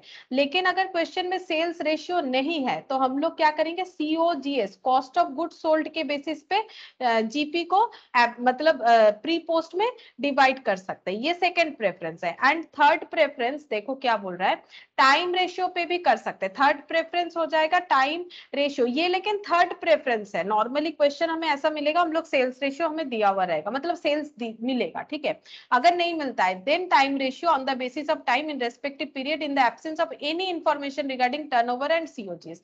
अगर टर्नओवर है तो जीपी को टर्नओवर पे ही करो क्योंकि जीपी रिलेटेड विद टर्नओवर। अगर नहीं है तो यूज करो सीओजीएस, अगर वो भी नहीं है तब यूज करो टाइम रेशियो। ठीक है, वो भी नहीं है तो टाइम रेशियो। और जितने भी वेरिएबल खर्चे मैंने पहले ही बोला उसे सेल्स रेशियो में करना पड़ेगा। ठीक है, वेरिएबल खर्चा जो सेल डिपेंडेंट है बेसिकली, जैसे कि कैरेज आउटवर्ड, कार्टेज आउटवर्ड, है ना, ये सब तो सेल्स रिलेटेड है ना। जैसे कस्टमर को हम लोगों ने होम डिलीवरी करवा दिया तो उसका जो एक्सपेंसेस लगा मतलब डिलीवरी का, कैरेज आउटवर्ड हो गया, कार्टेज आउटवर्ड बोलते हैं। सेलिंग एंड डिस्ट्रीब्यूशन एक्सपेंसेस जैसे एडवर्टाइज का खर्चा, सेलिंग कमीशन, ये सब। तो commission to the selling agent, travelling agents, ठीक है, ट्रैवलिंग एजेंट्स भी होते हैं मतलब जो ट्रैवल करके सेल्स वगैरह करते हैं, जो प्रमोशंस करते हैं, सेल्स प्रमोशंस रिलेटेड कोई भी खर्चा, advertisement, bad debts, brokerage, sales promotion, ऐसे सारे खर्चे जो सेल पे डिपेंड करते हैं वो सेल्स रेशियो पे डिस्ट्रीब्यूट होने चाहिए।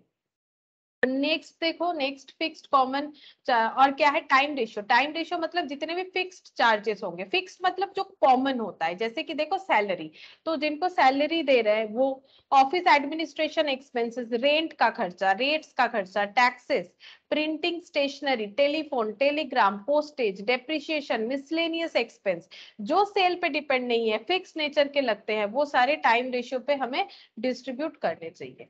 अच्छा अब नेक्स्ट देखो, expenses exclusively relating to pre incorporation period that is interest on vendors capital. अब कुछ स्पेसिफिक पॉइंट्स होता है, जैसे देखो अगर कोई एक्सपेंसेस है, ठीक है, कौन सा expenses relating to pre incorporation period मतलब इनकॉर्पोरेट होने के पहले का खर्चा, जैसे कि इंटरेस्ट ऑन वेंडर्स कैपिटल। ठीक है, अगर वेंडर्स के कैपिटल में हमें इंटरेस्ट पे करना है, ठीक है, जैसे मान लो कि यहाँ पर इनकॉर्पोरेट होगा, लेकिन ये तो एक प्रोसेस है जो कि इनकॉर्पोरेट होने पे इनकॉर्पोरेशन सर्टिफिकेट वगैरह मिलेगा, लेकिन जिसका बिजनेस खरीद रहा है जैसे मेसर्स हैप्पी, इनको तो कुछ पेमेंट करना पड़ेगा, किसको, लाइन लिमिटेड जो है उनको। लेकिन अगर मान लो पेमेंट में डिले कर रहे हैं तो हो सकता है इनमें ऐसा बात हुआ हो कि ठीक है मेसर्स हैप्पी बोल रहा है ठीक है जितने दिन डिले होगा उस पर आप मुझे इंटरेस्ट दे दीजिएगा। ठीक है, देखो वेंडर, सेलर होता है ना, वेंडर का मतलब कौन हो गया, सॉरी परचेजर।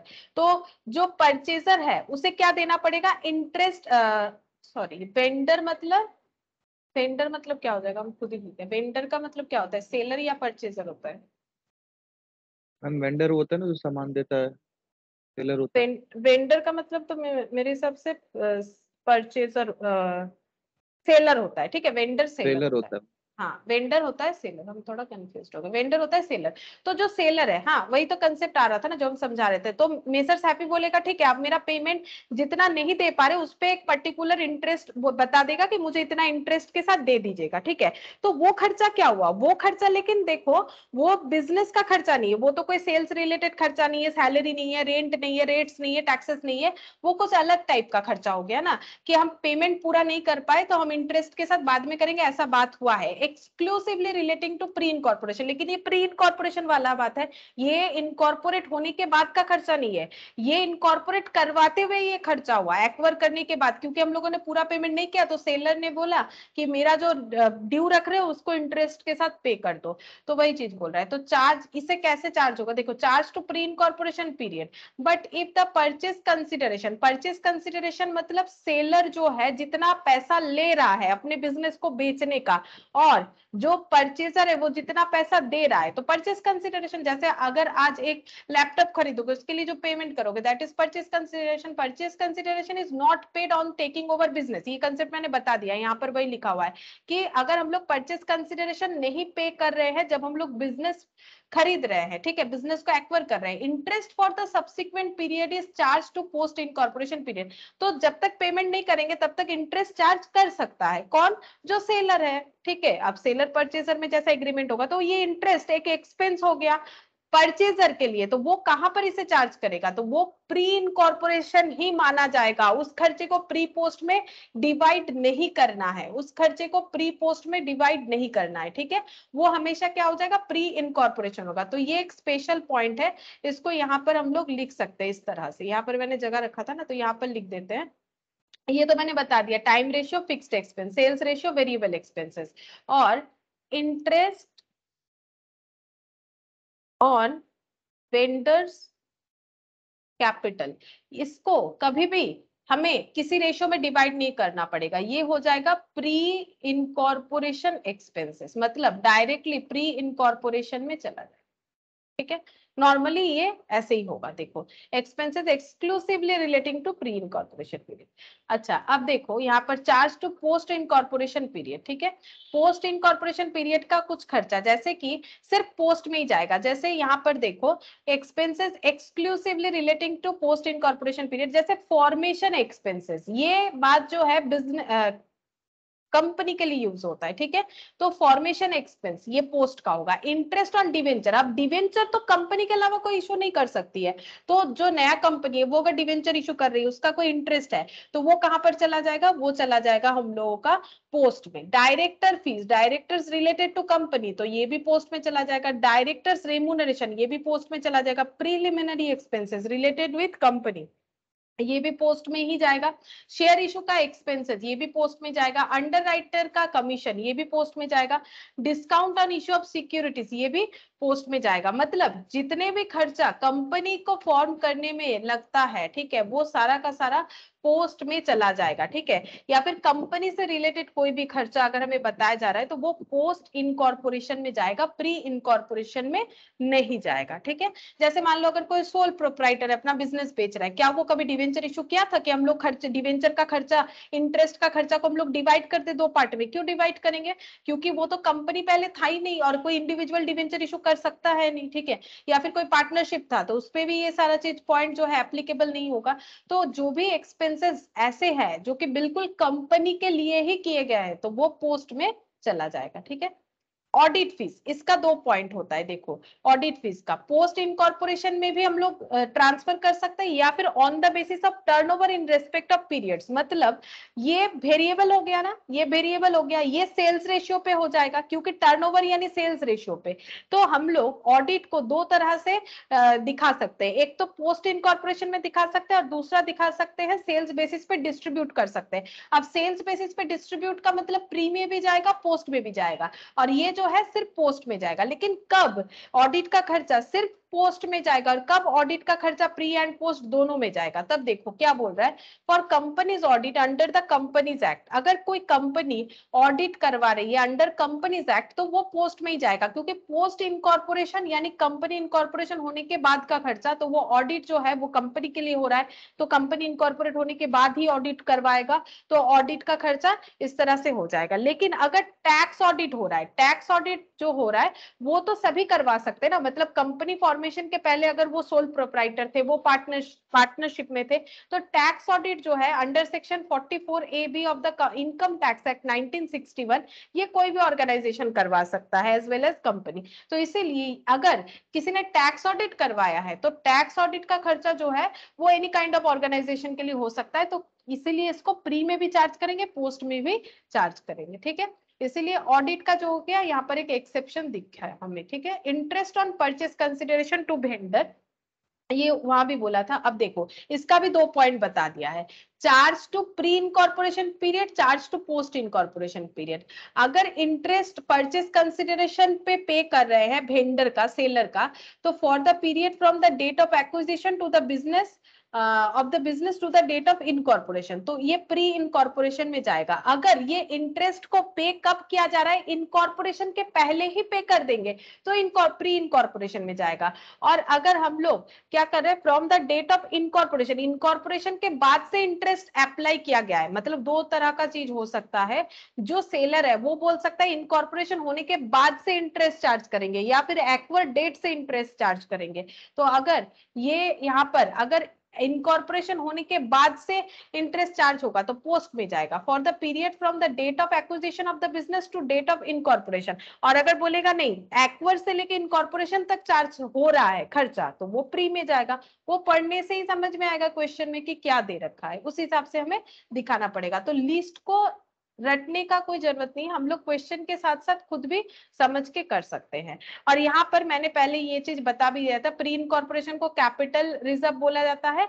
इसका नेचर कैपिटल नेचर का होता है प्रॉफिट का, इसे हम लोग कैपिटलाइज प्रॉफिट बोलेंगे, और इसे हम लोग बोलेंगे प्री इनकॉर्पोरेशन प्रॉफिट को कैपिटल रिजर्व में ट्रांसफर किया जाएगा, और जो प्री इनकॉर्पोरेशन लॉस होगा उसे गुडविल में ट्रांसफर किया जाएगा। ठीक है, और इसको कहाँ यूज किया जाएगा वो बताया जा रहा है। जो मान लो बिजनेस खरीदते हुए प्रॉफिट हुआ तो इसे हम लोग गुडविल को राइट ऑफ करने के लिए यूज कर सकते हैं। Writing of goodwill on acquisition, पहले एक्विजिशन पे अगर किसी तरह का गुडविल जनरेट हो रखा था, गुडविल कब जनरेट होता है, जब लॉस में हम लोग कुछ खरीदते हैं। मतलब किसी चीज का प्राइस है 12 लाख, हम लोग उसे 15 लाख से खरीद रहे हैं 3 लाख के लॉस में, मतलब हमें इस पे कुछ फ्यूचर बेनिफिट दिखता है तभी करेंगे, इसको बोला जाता है गुडविल। ठीक है, अगर हम लोगों ने किसी से लॉस में कुछ खरीदा है तो उससे हमारा गुडविल जनरेट होता है। ये देखो, it is treated as part of business acquisition cost, कि हम लोग 3 लाख एक्स्ट्रा बेयर कर रहे हैं। ठीक है, लॉस है लेकिन हम लोग एक्स्ट्रा बेयर कर रहे हैं क्योंकि इसमें गुडविल है। अब यहाँ पर बोला है कि खरीदते हुए प्रॉफिट भी हो सकता है, लॉस भी हो सकता है। अगर प्रॉफिट हुआ तो कैपिटल रिजर्व में ट्रांसफर करो, अगर लॉस हुआ तो उसे गुडविल में दिखाना है। ठीक है, अब इस प्रॉफिट को कहाँ यूटिलाइज कर सकेंगे, इस गुडविल को कहाँ यूटिलाइज कर सकेंगे, तो प्रॉफिट को यूटिलाइज कर सकते हैं कि अगर पहले एक्विजिशन पे कोई गुडविल बैलेंस शीट में अपियर कर रहा है तो उसे राइट ऑफ करने के लिए, बिजनेस को एस्टैब्लिश करने का, बेसिकली कंपनी के लिए होता है, कंपनी को फॉर्म करने के लिए जो भी प्रिलिमिनरी एक्सपेंसेस हुआ है उसे राइट ऑफ करने के लिए इस प्रॉफिट का यूज कर सकते हैं। ठीक है, और अगर हम लोग एसेट का वैल्यू जो है वो ओवर वैल्यूड है एसेट, उसे अंडर वैल्यूड बोल रहे हैं, मतलब राइट डाउन करना चाहते हैं जितना ओवर वैल्यूड है उसके लिए इस प्रॉफिट का यूज कर सकते हैं। बोनस शेयर इशू करने के लिए इस प्रॉफिट का यूज कर सकते हैं, और पार्टली पेड अप शेयर्स को पे करने के लिए ये प्रॉफिट का यूज कर सकते हैं। अब इस लॉसेस को कैसे राइट ऑफ करेंगे, इसे हम लोग सेट अप कर सकते हैं अगेंस्ट पोस्ट इनकॉर्पोरेशन प्रॉफिट। अगर पहले से इनका कोई पोस्ट इनकॉर्पोरेशन प्रॉफिट है उससे इसे एडजस्ट कर देंगे, addition to the goodwill on the acquisition, या फिर पहले से अगर गुडविल है तो वहां पर और भी ये अमाउंट ऐड हो जाएगा। और writing of capital profit, capital profit को राइट ऑफ करने के लिए हम लोग यूज कर सकते हैं। तो यहाँ पर कुछ यूज बताए हुए हैं। ठीक है, इससे अगर कुछ थियोरिटिकल आए तो तुम लोग को इस तरह से लिखना पड़ेगा। ठीक है, मैंने समझा दिया, अब अपनी लैंग्वेज में लिख सकते हो अगर थ्योरी में यहाँ पर कुछ आएगा। अच्छा, तो नेक्स्ट हम लोग एक क्वेश्चन देखते हैं क्या दिया हुआ है। देखो, illustration 1, Rama Udyog Limited was incorporated on 1st August 2001. It had acquired a running business of Rama and Company with effect from 1st April 2001. ठीक है, तो पहले था Rama and company,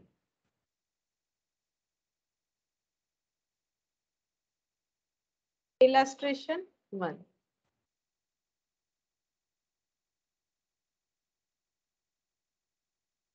Rama and company था,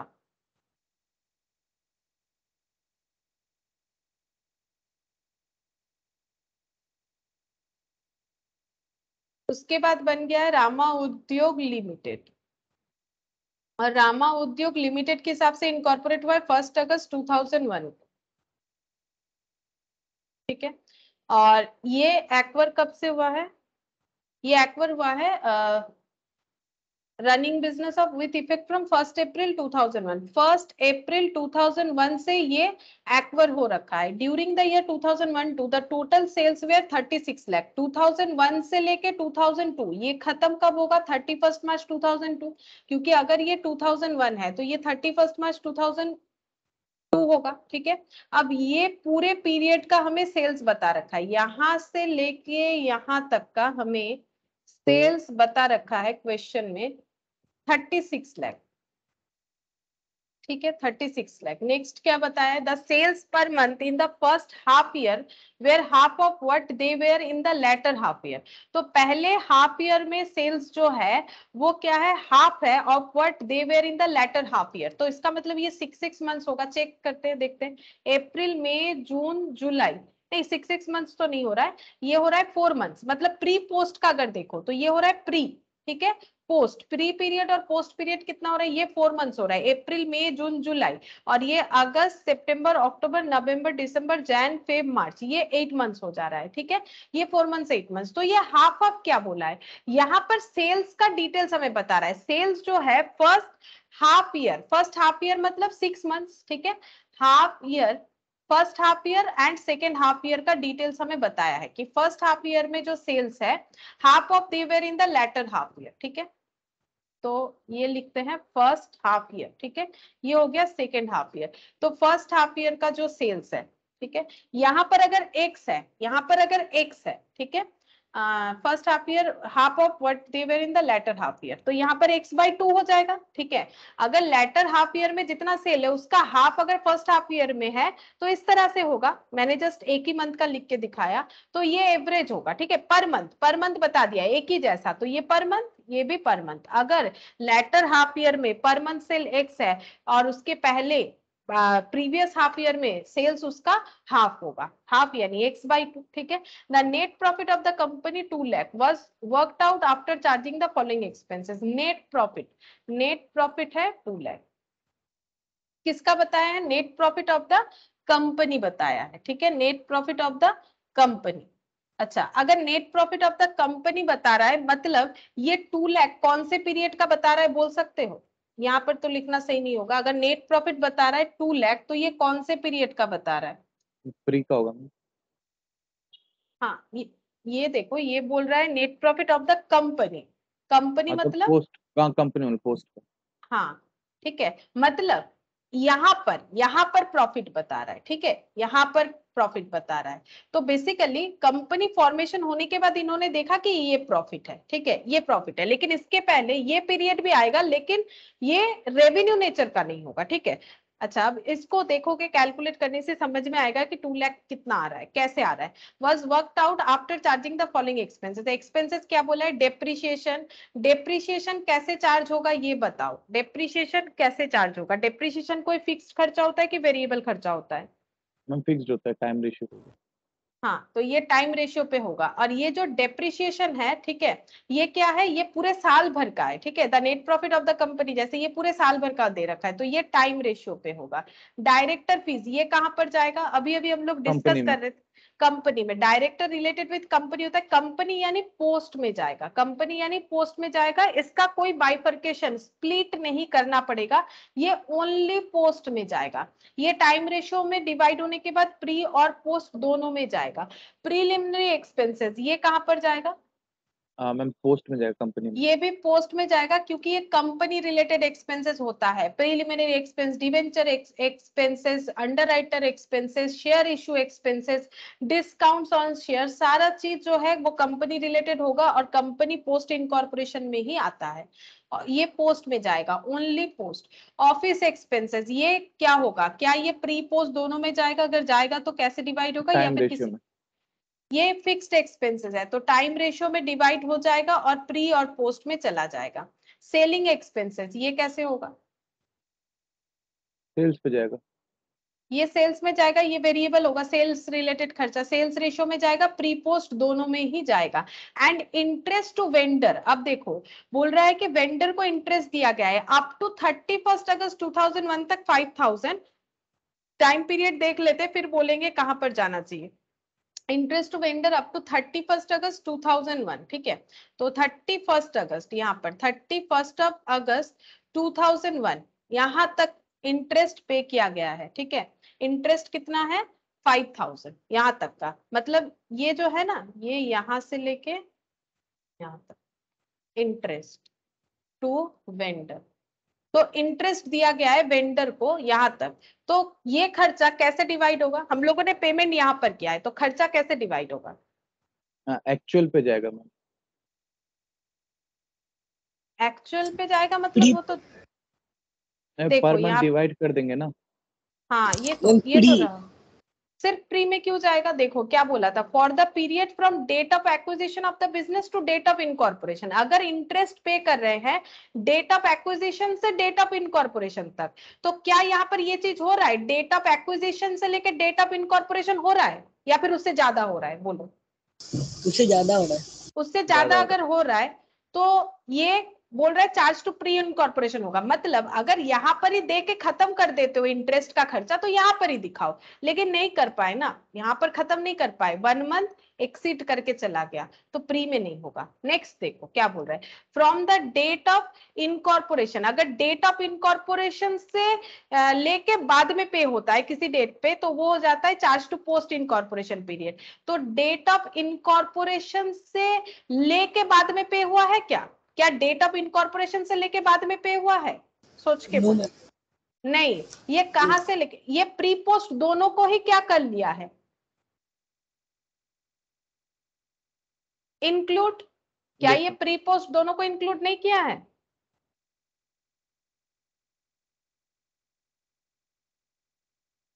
बोलो, ये यहाँ पर पे हो रहा है ना यस। यस 30, हम दोनों को कर लिए। दोनों को कर लिया है तो फिर कैसे डिवाइड करेंगे? मंथली बेसिस पे कर देंगे, हम डिवाइडेड बाय 5 कर देंगे क्योंकि 5 मंथ तक पे हुआ है ना।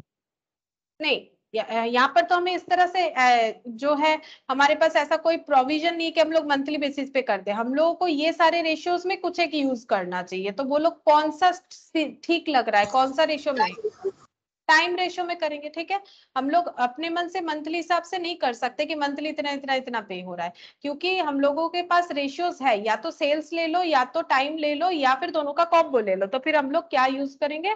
टाइम, क्योंकि ये एक फिक्स नेचर का खर्चा है। इसके लिए यहाँ पर भी देखो बोला हुआ था ना, यहाँ पर ये देखो, यहाँ पर बोला हुआ था charge to pre incorporation period, but if the purchase consideration is not paid on the taking over business, interest for the subsequent period is charged to post incorporation period। मतलब अगर प्री इनकॉर्पोरेशन के पहले ही दे देते हो तो pre में charge करो, नहीं दे पाते हो तो उसे पोस्ट में भी चार्ज करो। एक्सपेंसेस एक्सक्लूसिवली, जैसे ये यहाँ पर एक नाम दिया था, ठीक है। ये एक्चुअली कॉलम किस चीज का था पता है? यहाँ पर कॉलम था, ये देखो आइटम, कैसा कैसा आइटम हमारे पास आ सकता है क्वेश्चन में और कैसे उसे हम लोग एपोर्शन करेंगे। मतलब सीधा सा बात है, देखो अगर यहाँ पर ही दे देते हो तो प्री दिखा दो, यहाँ से लेके यहाँ तक दे, यहाँ से लेके आगे कभी देते हो कोई भी डेट हो तो पोस्ट दिखा दो, अगर दोनों को इंक्लूड करते हो तो डिस्ट्रीब्यूट कर दो। और ये कैसे नेचर का खर्चा है? फिक्स नेचर का खर्चा है, ये तो कोई सेल्स डिपेंडेंट खर्चा है नहीं, तो इसे वेरिएबल नहीं दिखाएंगे। तो अगर फिक्स दिखाएंगे तो टाइम रेशियो में डिवाइड करना पड़ेगा, ठीक है। तो हम लोग का क्वेश्चन जो है वो तो हम लोगों ने पढ़ लिया। अब हमें क्या करना है, please ascertain pre incorporation and post incorporation profit for the year ended 31 March 2002। हमें इसे अब क्वेश्चन को मतलब सॉल्व करना पड़ेगा। तो कैसे सॉल्व होगा देखो यहाँ पर, स्टेटमेंट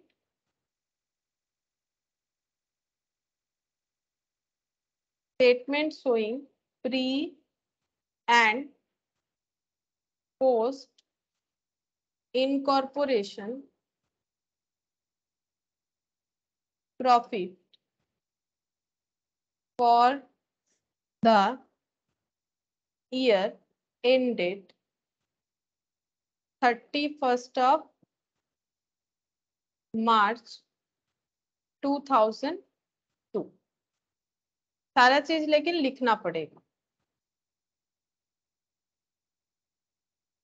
ये सब नहीं लिखने से क्या होता है, प्रेजेंटेशन सही नहीं होगा। फिर particulars, total amount, basis of allocation, ये कॉलम्स यूज होगा। देखो हम लोग यहाँ पर लिखेंगे कि कौन सा खर्चा डिवाइड कर रहे हैं, वो पर्टिकुलर में लिखेंगे उस खर्चे का अमाउंट, तो उसके लिए अमाउंट कॉलम, कौन से बेसिस पे डिस्ट्रीब्यूट कर रहे हैं उसके लिए बेसिस ऑफ एलोकेशन, और प्री में कितना जाएगा और पोस्ट में कितना जाएगा। ठीक है, pre incorporation, post incorporation. Incorporation पूरा लिख लो, मेरा यहाँ पर नहीं होगा, स्पेस नहीं होगा, ठीक है, नहीं तो फिर उधर बाहर चला जाए। अच्छा, अब हम लोग को लिखना कैसे है, हम लोग बेसिकली ये कैलकुलेट करना चाहते हैं कि हम लोग का नेट प्रॉफिट क्या होगा। ठीक है, तो देखो पहले हम लोग लिखेंगे, सबसे पहले ले लेंगे ग्रॉस प्रॉफिट क्वेश्चन में। ठीक है, ग्रॉस प्रॉफिट, ग्रॉस प्रॉफिट दिया हुआ था क्वेश्चन में, ये रहा, सेल्स दिया हुआ है, ग्रॉस प्रॉफिट नहीं दिया हुआ है। ठीक है, सेल्स दे रखा है, तो हमें पहले जीपी निकालना पड़ेगा। हमारा फॉर्मेट ऐसे होता है कि जीपी लिखेंगे, उससे सारे एक्सपेंसेस को लेस करके एनपी यानी नेट प्रॉफिट लिख देंगे। तो ये यहाँ पर एक पेज हम रख देते हैं, यहाँ से हम वर्किंग नोट करके दिखाते हैं कि ग्रॉस प्रॉफिट कितना होगा। Working note number 1। ठीक है, वर्किंग नोट से हम लोग टाइम रेशियो, सेल्स रेशियो ये भी कैलकुलेट कर लेंगे। तो पहले ग्रॉस प्रॉफिट निकाल लेते हैं।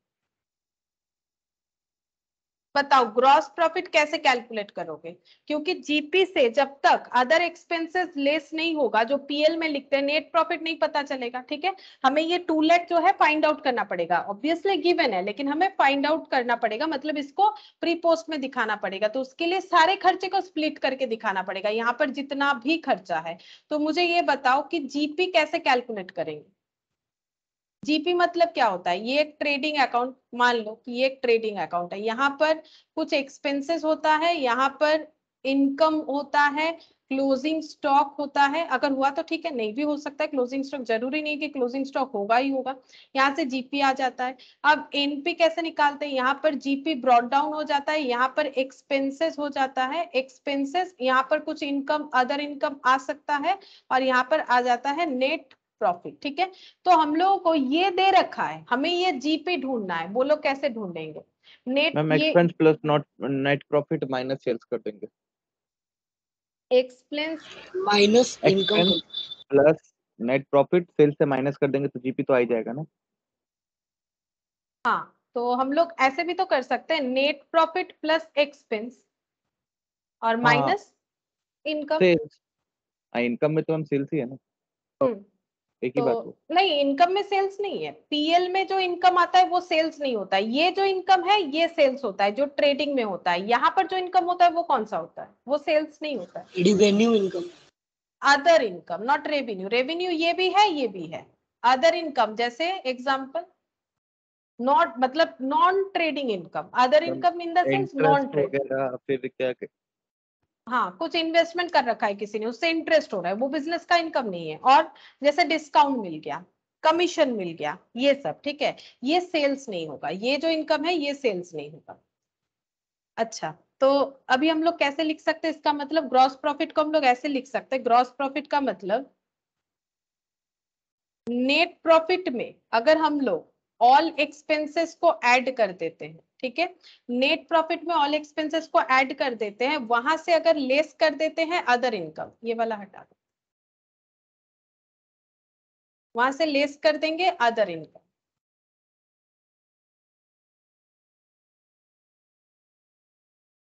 Expenses plus net profit less other income.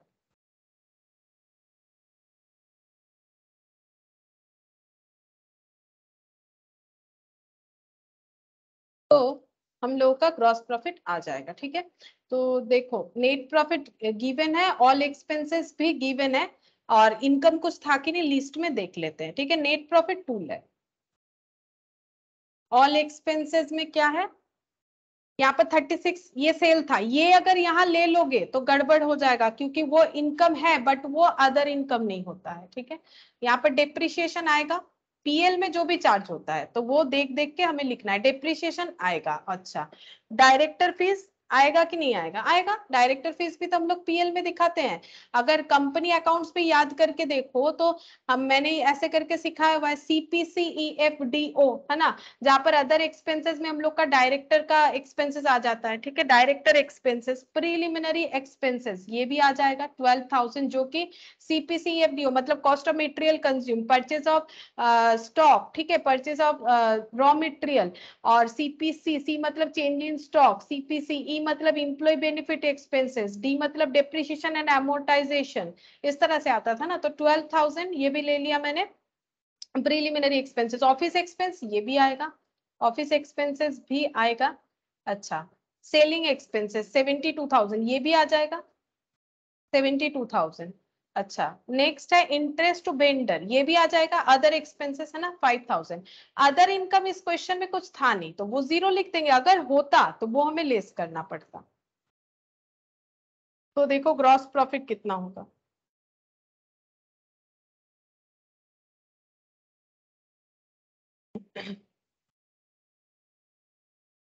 1,23,000 plus 50,000 plus 12,000 plus हम टोटल हो 78, जाएगा 5,40,000, इधर आ जाएगा 3,40,000। 3,40,000। हाँ, और ये हो गया 5,40,000, ये ग्रॉस प्रॉफिट हो गया। वर्किंग नोट 1 से हमें ग्रॉस प्रॉफिट मिल गया।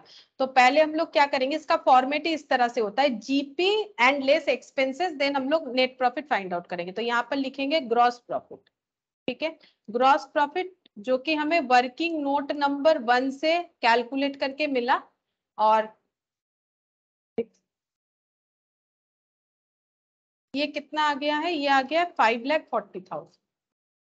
5,40,000। अब बोलो कि इसको कैसे हमें कौन से बेसिस पे इसे एपोर्शन करना चाहिए। इसका 3 बेसिस हम लोगों ने देखा था, या तो पहला कौन सा था, सेल्स रेशियो, या तो सेल्स रेशियो, अगर सेल्स रेशियो नहीं है सेकंड प्रेफरेंस था COGS, अगर वो भी नहीं है तब जाके टाइम रेशियो। सेल्स रेशियो, यहाँ पर रेशियो कैलकुलेट करना पड़ेगा, हमें नहीं पता, यहाँ पर कैलकुलेट कर लेते हैं वर्किंग नोट 2 से सेल्स रेशियो।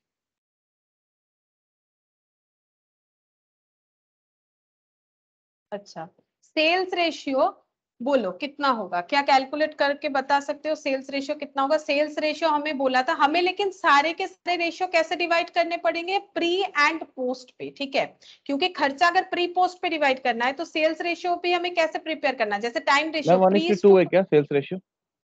नहीं, 2:7 होगा।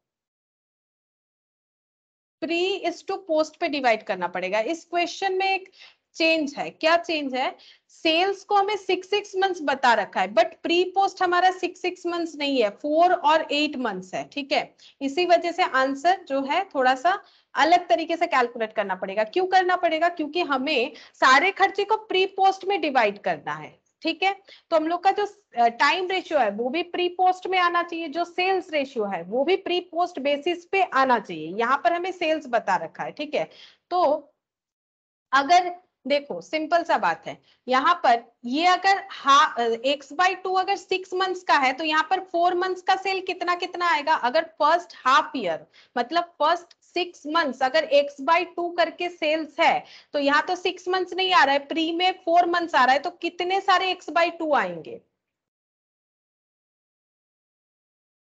4 तो 4 मैम। 4, हाँ करेक्ट, 4। ये देखो x/2 x/2 x/2 x/2, क्योंकि यहाँ पर 4 मंथ्स है। ठीक है, और ये 4 मंथ्स पे x/2 ही क्यों आएगा, क्योंकि क्वेश्चन देखो, क्वेश्चन हमें क्या बोला था, हमारा फर्स्ट 6 मंथ्स, ये देखो क्या बोला था, यहाँ पर बोला था the sales per month in the first half year मतलब 6 months, were half of what they are in the latter half year. तो पहले 6 महीने का सेल्स जो है वो नेक्स्ट मतलब उसके बाद का 6 महीने के सेल का आधा है, तो वो मैंने इस तरह से लिखा। तो इसका मतलब सेल्स रेशियो क्या होगा, अगर यहाँ पर पहला 4 मंथ्स का सेल्स का वैल्यू कितना आ जाएगा, x/2 करके 4 टाइम्स, है ना, तो 4 इंटू x/2 हम डिटेल्स में दिखा देते हैं। और यहाँ पर कितना आ जाएगा, यहाँ पर सारा सेल्स कितना वैल्यू का आएगा बता सकते हो? यहाँ पे तो 8 मंथ्स का आएगा ना। कितना आएगा वैल्यू, कितना 8 मंथ्स का तो आएगा, कितना वैल्यू होगा? इधर हाफ मैम, इधर आ जाएगा 6 इंटू x/2। 6 × x/2 यहाँ भी होगा, यहाँ पर ऐसे कैसे होगा? क्योंकि यहाँ पर तो हम लोगों का मिक्सड अप हो जा रहा है। यहाँ पर 4 मंथ्स, ये देखो यहाँ पर 4 मंथ्स में क्या क्या आएगा, मंथ्स बताओ। अप्रैल, मई, जून, जुलाई, और यहाँ पर उसके बाद अगस्त, सितंबर, अक्टूबर, नवंबर, दिसंबर, जैन, फेब, मार्च। अब हमारा सेल्स बोला है लास्ट 6 मंथ्स का है x, ठीक है? तो लास्ट 6 मंथ्स का x और बिफोर 6 मंथ्स का x/2। तो लास्ट 6 मंथ्स का लगाओ x x x x, 1 2 3 4 5 6, और यहाँ पर ये दोनों फिर कितना होगा? 1 x हो जाएगा अगर दोनों को मिलाएंगे तो। x/2 इंडिविजुअली, और यहाँ भी x/2 x/2 x/2 x/2 हो गया। तो पहला 6 मंथ्स का x/2 और लास्ट 6 मंथ्स का x, ये सेल का पैटर्न है, वो अलग पॉइंट हो गया। लेकिन हमें सारे रेशियोज प्री पोस्ट में दिखाने हैं, तो इस तरह से दिखाना पड़ेगा। तो ये आंसर होना चाहिए हम लोग का। तो हम यहाँ पर इसको लिख के दिखा देते कैसे होगा पीछे।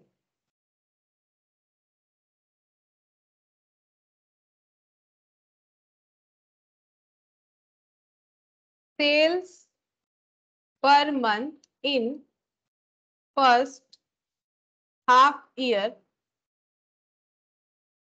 is ₹X per month. Sales per month in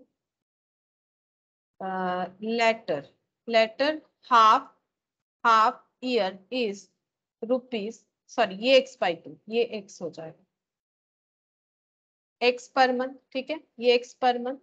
अच्छा, तो यहाँ पर प्री और यहाँ पर पोस्ट। तो प्री में क्या क्या मंथ आ जा रहा है? अप्रैल, मई, जून, जुलाई। और पोस्ट में क्या आ जा रहा है? अगर ऐसे करके करोगे तो कभी गलत नहीं होगा, टाइम टेकिंग हो सकता है लेकिन गलत नहीं होगा। अगर सितंबर, अक्टूबर, नवंबर, दिसंबर, जैन, फेब, मार्च, और उसके बाद जब हैबिट हो जाएगा तो प्रॉब्लम नहीं होगा। तो ये हो गया x/2 x/2 x/2 x/2, 6 months, half year मतलब 6 मंथ्स x/2, 1 2 3 4 5 6, ठीक है? और उसके बाद कंटिन्यूअस फॉर्म में x x x x x x, ठीक है? तो रेशियोज कितने हो गए? ये हो गया 1 2 3 4, 4 इंटू x/2, और यहाँ पर 2 इंटू x/2 प्लस ये वाला 1 2 3 4, 1 2 3 4 5 6, 6 इंटू x। तो रेशियोज आ जाएंगे 2x x प्लस 6x मतलब 7x, मतलब 2:7, ठीक है? 2:7 सेल्स रेशियो हो गया। अच्छा, अब हम लोग इसको सेल्स रेशियो में डिवाइड कर लेते हैं। 2:7 में हम लोग को डिवाइड करना पड़ेगा। तो 5,40,000 डिवाइडेड बाई 9 इंटू 2 कितना हो जाएगा? 1,20,000। 1,20,000 और ये माइनस कर देने से पता 4,20,000। चल 4,20,000। ये जीपी हो गया। अब इससे हम लोग क्या करेंगे? लेस करते जाएंगे जो भी हमारे एक्सपेंसेस थे, क्वेश्चन में जो दिया हुआ रहेगा। डेप्रीशिएशन, पहला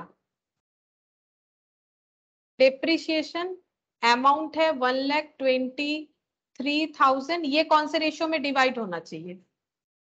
ये time ratio time 1:2। Time ratio है 1:2, ठीक है? इसका भी एक वर्किंग नोट बन जाना चाहिए, तो फटाफट यहाँ पर बना लो। वर्किंग नोट नंबर 3, ठीक है? टाइम रेशियो 3:पोस्ट, ठीक है? यहाँ से दिख रहा है, यहाँ से दिख रहा है क्लियरली। फ्री में कितना है? 1 2 3 4, और पोस्ट में बाकी रिमेनिंग ये 4, और ये हो गया 8। 1:2 यानी 3 से डिवाइड हो जाएगा। 1,23,000 डिवाइडेड बाई 41,000 और 82,000। 41,000 एंड 82,000। अच्छा, डेप्रिसिएशन के बाद डायरेक्टर फीस। डायरेक्टर फीस है 50,000, और ये होता है पोस्ट में क्योंकि डायरेक्टर पोस्ट मतलब कंपनी रिलेटेड होगा, ठीक है। प्रीलिमिनरी एक्सपेंसेस 12,000, प्रीलिमिनरी ये भी पोस्ट हो जाएगा।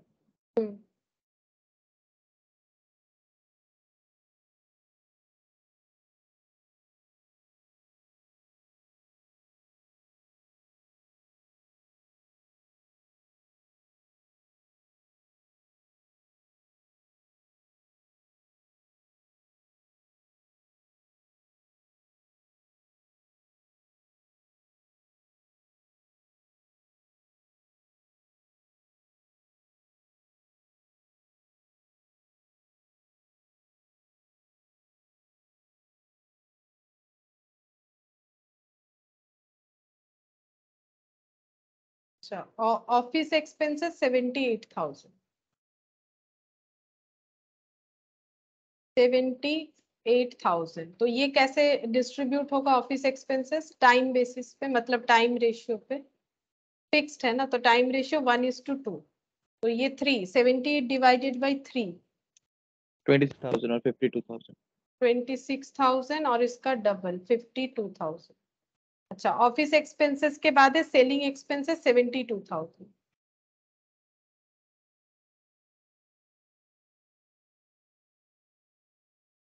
सेलिंग एक्सपेंसेस होगा से, ये कौन सा होगा? सेलिंग एक्सपेंसेस कौन सा बेसिस पे होगा? सेल्स बेसिस पे। सेल्स रेशियो, क्योंकि ये वेरिएबल होता है, ठीक है। तो सेल्स रेशियो आया था कुछ 2:7, ऐसा कुछ आया था। 2:7।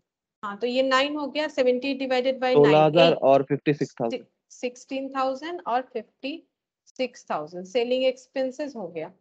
अच्छा, interest to vendor, interest to vendor 5,000, ठीक है। अच्छा, 5,000 हो गया। अब इसे कैसे डिस्ट्रीब्यूट करेंगे? इसे हम लोग कर देते हैं टाइम रेशियो पे हो जाएगा। टाइम रेशियो क्या है? अच्छा, यहाँ पर टाइम 1:2। रेशियो जो है, हाँ, ये वाला टाइम रेशियो नहीं होगा, 1:2 वाला नहीं होगा, क्योंकि 1:2 मतलब क्या होता है? देखो, प्रैक्टिकली सोचो, 1:2 मतलब ये यहां से लेके यहां तक, बट ये क्या इतना तक स्प्रेड कर रहा है या फिर यहां पर क्लोज हो जाएगा? जो वहीं पे क्लोज हो वेंडर, जा रहा है 5 मंथ पे। ये वाला तो मैंने वेंडर का बना रखा है ना, ये ब्लू वाले इंक से। तो इसका मतलब ये वेंडर का जो टाइम है वो यहाँ पर प्री इनकॉर्पोरेशन में पूरा नहीं दे पाए, मतलब बिफोर इनकॉर्पोरेशन तक, यानी 4 मंथ्स, और यहाँ पर कितने दिन बाद पे हुआ? 31 अगस्त, मतलब इनकॉर्पोरेशन होने के बाद आफ्टर 1 मंथ पे हुआ, यानी रेशियो कितना बनेगा? यहाँ पर 4 मंथ्स, 4:1। यहाँ पर 1 मंथ। तो ये 4 मंथ्स, ये 1 मंथ, क्यों? क्योंकि इसका क्लोजिंग तो यहाँ पर हो रहा है, वेंडर का पेमेंट जो है क्लोजिंग यहाँ पर हो रहा है। तो जब पेमेंट हो जाएगा उसके बेसिस पे उतना ही इफेक्ट जाएगा। तो इसको हम लोग लिख देते हैं टाइम रेशियो यहाँ पर 4:1, ठीक है। इसका यहाँ पर एक्चुअल लिख लो फिर, ठीक है। एक्चुअल, एक्चुअल टाइम बेसिस पे हम लोग कर रहे हैं, एक्चुअल टाइम बेसिस पे हम लोग कर रहे हैं कि एक्चुअली कितने टाइम के बाद ये इंटरेस्ट हम लोगों ने वेंडर को पे किया। तो प्री में 4 मंथ्स ड्यू रखा, पोस्ट में 1 मंथ ड्यू रखा। तो यहाँ पर हो गया 5 से डिवाइड करो, 1,000 इंटू 4, 4,000, 1,000 इंटू 1,000, ठीक है। ऐसे हो गया। अब हम लोगों का ये कैलकुलेशन हो गया। अब हम लोग नेट प्रॉफिट कैलकुलेट करेंगे कितना आएगा, क्योंकि जीपी से एक्सपेंसेस माइनस करोगे तो क्या मिलेगा? नेट प्रॉफिट मिलेगा। तो नेट प्रॉफिट कैलकुलेट करना, नेट प्रॉफिट यहाँ पर पहले टोटल में कैलकुलेट करो। तो 5,40,000 से ये माइनस 2 लाख आना चाहिए। क्वेश्चन में हमें नेट प्रॉफिट दे रखा है, 2 लाख आना चाहिए। चेक कर लो 2 लाख आ रहा है कि नहीं। 1,23,000 माइनस 50,000 माइनस 12,000, और ये हो गया 78, 72 और 5,000। तो ये कितना हो जाएगा? 2 लाख, ठीक है। नेट 3,40,000। प्रॉफिट, हाँ, 2 लाख हो जाएगा ये वाला नेट प्रॉफिट। Yes ma'am. और यहाँ पर अलग अलग चेक करके देखेंगे। 1,20,000 माइनस 33,000 और 33,000, 1,67,000। 33,000 और 1,67,000, ठीक है। अच्छा,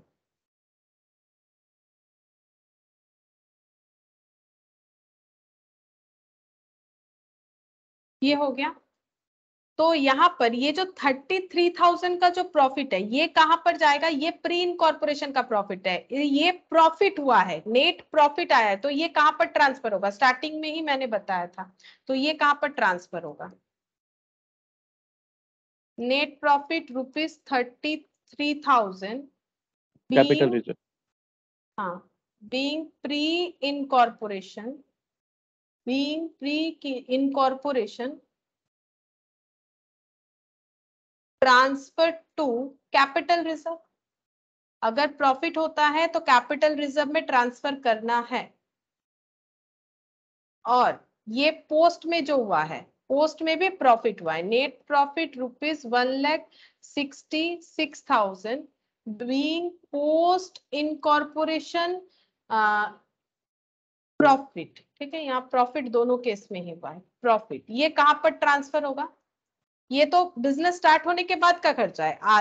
रामा उद्योग लिमिटेड इनकॉर्पोरेट होने के बाद उसने अपना काम स्टार्ट कर दिया और उसका ये प्रॉफिट हुआ, तो ये प्रॉफिट क्या होगा, खुद का अर्न किया हुआ प्रॉफिट। ये कहां पर ट्रांसफर होगा, ये रेवेन्यू नेचर का है, तो रेवेन्यू नेचर का प्रॉफिट कहां पर ट्रांसफर होता है, net profit PL, PL. PL में ट्रांसफर होगा, ट्रांसफर पीएल में होगा, transfer to profit and loss account, PL account में ट्रांसफर होगा। और जब ये ऑर्गेनाइजेशन रामा एंड कंपनी में ही था, रामा एंड उद्योग तो यहां से बना, तो यहाँ पर दूसरे का प्रॉफिट होता है, ठीक है, तो दूसरे ऑर्गेनाइजेशन का, तो इसीलिए उसे हम लोग बोलते हैं कैपिटल प्रॉफिट, जिसको हम लोग कैपिटल रिजर्व में ट्रांसफर करेंगे। तो ये एक छोटा सा ही क्वेश्चन।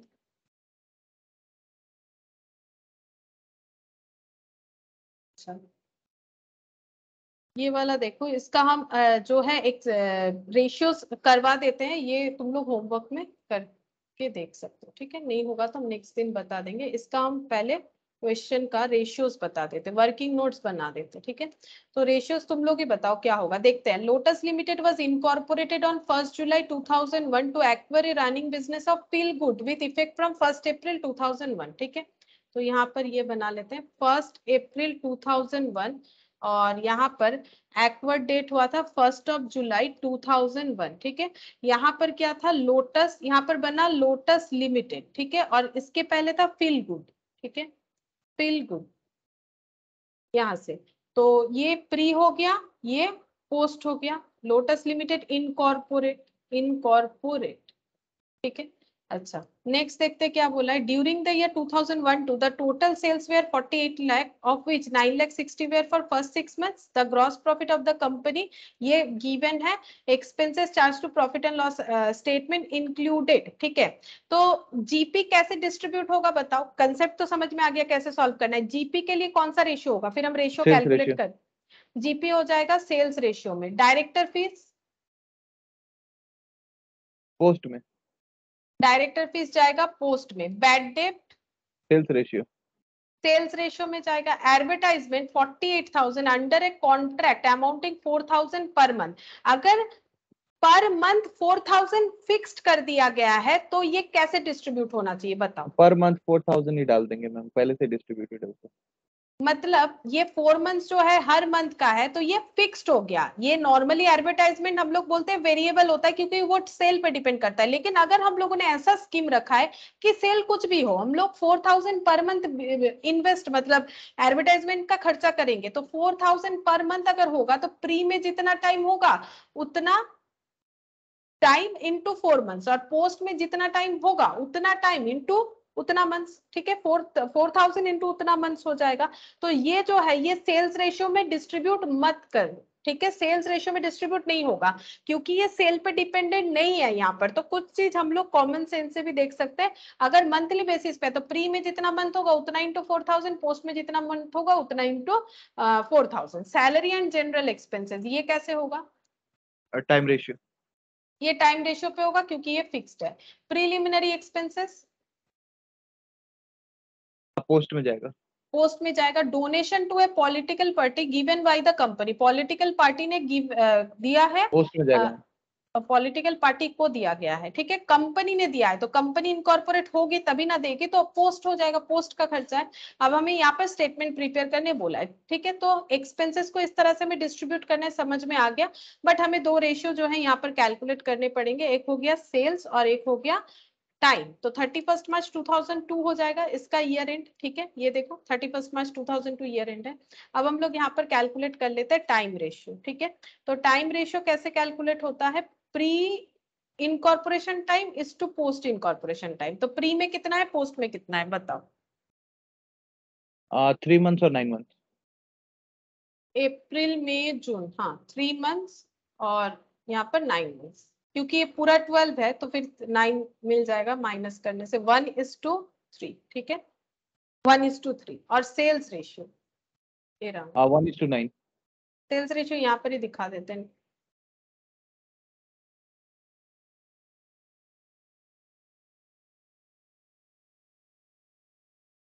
सेल्स रेशियो यहाँ पर दिखा देते हैं, सेल्स रेशियो, ठीक है। सेल्स रेशियो एक्चुअली यहाँ पर मेरा एक पेज आ गया, मैंने ध्यान नहीं दिया, ठीक है, तो ये नेक्स्ट दिन जब हम लोग इस क्वेश्चन को करेंगे तो यहाँ से डेटा लेना पड़ेगा, ठीक है, कोई बात नहीं। सेल्स रेशियो देख लेते क्या बोला था।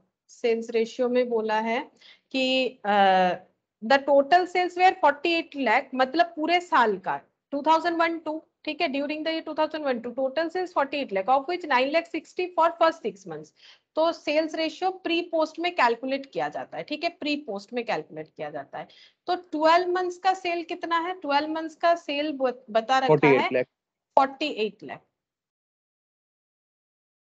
ठीक है। इसको अगर हम लोग दो पार्ट में डिवाइड करेंगे, वो 6 मंथ्स का इन्होंने बता रखा है, तो बोला गया है कि फर्स्ट 6 मंथ्स का सेल है 9,60,000, तो फर्स्ट 6 मंथ्स का 9,60,000, ठीक है, ये हो गया फर्स्ट 6 मंथ्स। तो नेक्स्ट 6 मंथ्स मतलब आधे आधे साल का, लैंग्वेज खाली चेंज कर दिया है। तो आधे नेक्स्ट ईयर का कितना, नेक्स्ट 6 मंथ्स का कितना हो जाएगा, अगर यहाँ पर 9,60,000 है तो यहाँ पर कितना होना चाहिए, 38,40,000। माइनस करके मिल जाएगा, 48 लाख माइनस 9,60,000, माइनस कर दो। 38,60,000। अच्छा 38,40,000, यस मैम, 40,000। ठीक है, ये 6 मंथ्स का हो गया, बट हमें 6 मंथ्स का नहीं चाहिए, हमें कैसा चाहिए, हमें 3 and 9 मंथ्स का चाहिए, ठीक है, हम लोग को 3 and 9 मंथ्स का चाहिए। तो कैसे कैलकुलेट होगा, मुझे यहाँ पर पेज लेना ही पड़ेगा, नहीं तो नहीं। मैं मुझे 6 मंथ्स वाला डिवाइडेड बाय 6 करेंगे तो पर मंथ का आ जाएगा, 3 मंथ्स के इधर कर देंगे, बाकी 3 मंथ्स के इधर ऐड कर देंगे। सेल्स टोटल 48 लाख, यहाँ पर ही करना, फर्स्ट 6 months 9,60,000 गिवन है, गिवन, ठीक है।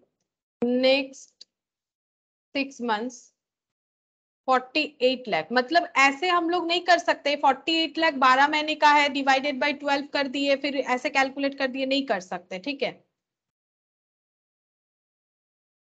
क्योंकि देखो अगर ये पर मंथ जैसे 12 महीने, अगर हम लोग इसको डिवाइडेड बाय 12 करते हैं, पर मंथ का सेल 4 लाख देते हैं, तो 4 लाख इंटू 6 करने से 9,60,000 नहीं आता है, मतलब एवरेज नहीं बता रहा है, एक्चुअली बता रहा है कि 6 मंथ्स में इतना हुआ था, तो नेक्स्ट 6 मंथ्स में बाकी जितना बचा हुआ है उतना होगा, ठीक है। तो 48 लाख माइनस 9,60,000, तो ये हो जाएगा 38,40,000 का सेल्स हो गया, ठीक है। अभी हम लोगों को कैलकुलेट करना है प्री और पोस्ट का।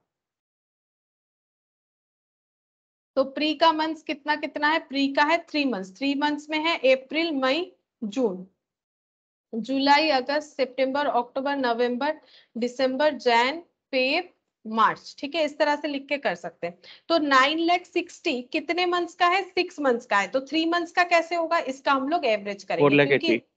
हाँ, क्योंकि इसके अलावा हमारे पास कोई ऑप्शंस नहीं है। तो 9,60,000 फॉर 6 मंथ्स, ठीक है।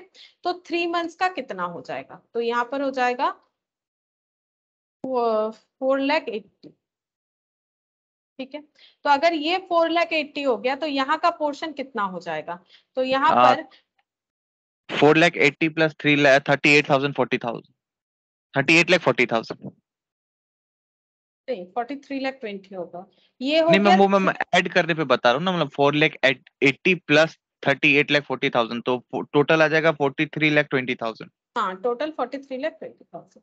अच्छा ये हो गया 4,80,000, ठीक है 3 मंथ्स का। तो ये 3 मंथ्स का है, लेकिन हम लोग को ये पता है कि यहाँ से लेके यहाँ तक का सेल है 9,60,000, ठीक है। तो यहाँ पर ये पीरियड का कुछ आ जाएगा और यहाँ पर बाकी पीरियड का आएगा, ठीक है।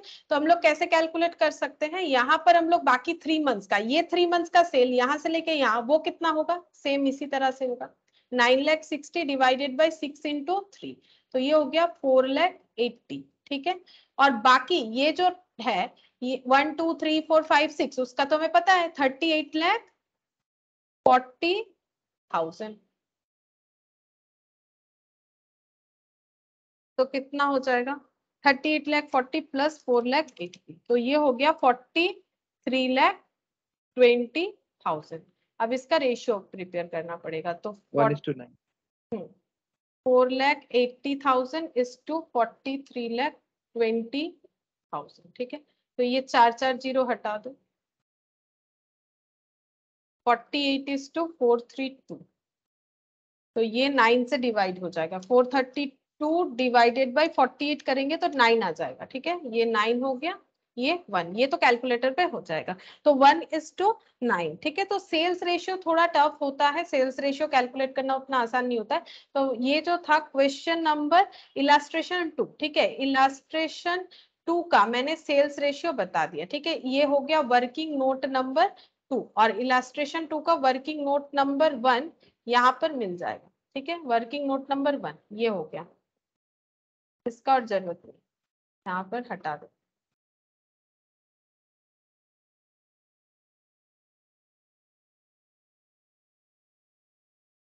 ठीक है, तो बाकी यहाँ पर कैलकुलेशन हम लोग कर सकते हैं, बाकी ये जो दे रखा है किस तरह से करना पड़ेगा, ठीक है। सोल्यूशन हमें देखना नहीं है, हम लोग बिना सोल्यूशन देखे ही कर लेंगे। तो ये वाला क्वेश्चन हम होमवर्क देते हैं, और इलास्ट्रेशन 3 भी दे देते हैं, मुझे नहीं पता 3 में क्या है, फिर भी हम 2 होमवर्क दे देते हैं, इलास्ट्रेशन 2 एंड 3, ये तुम लोग करके देख सकते हो।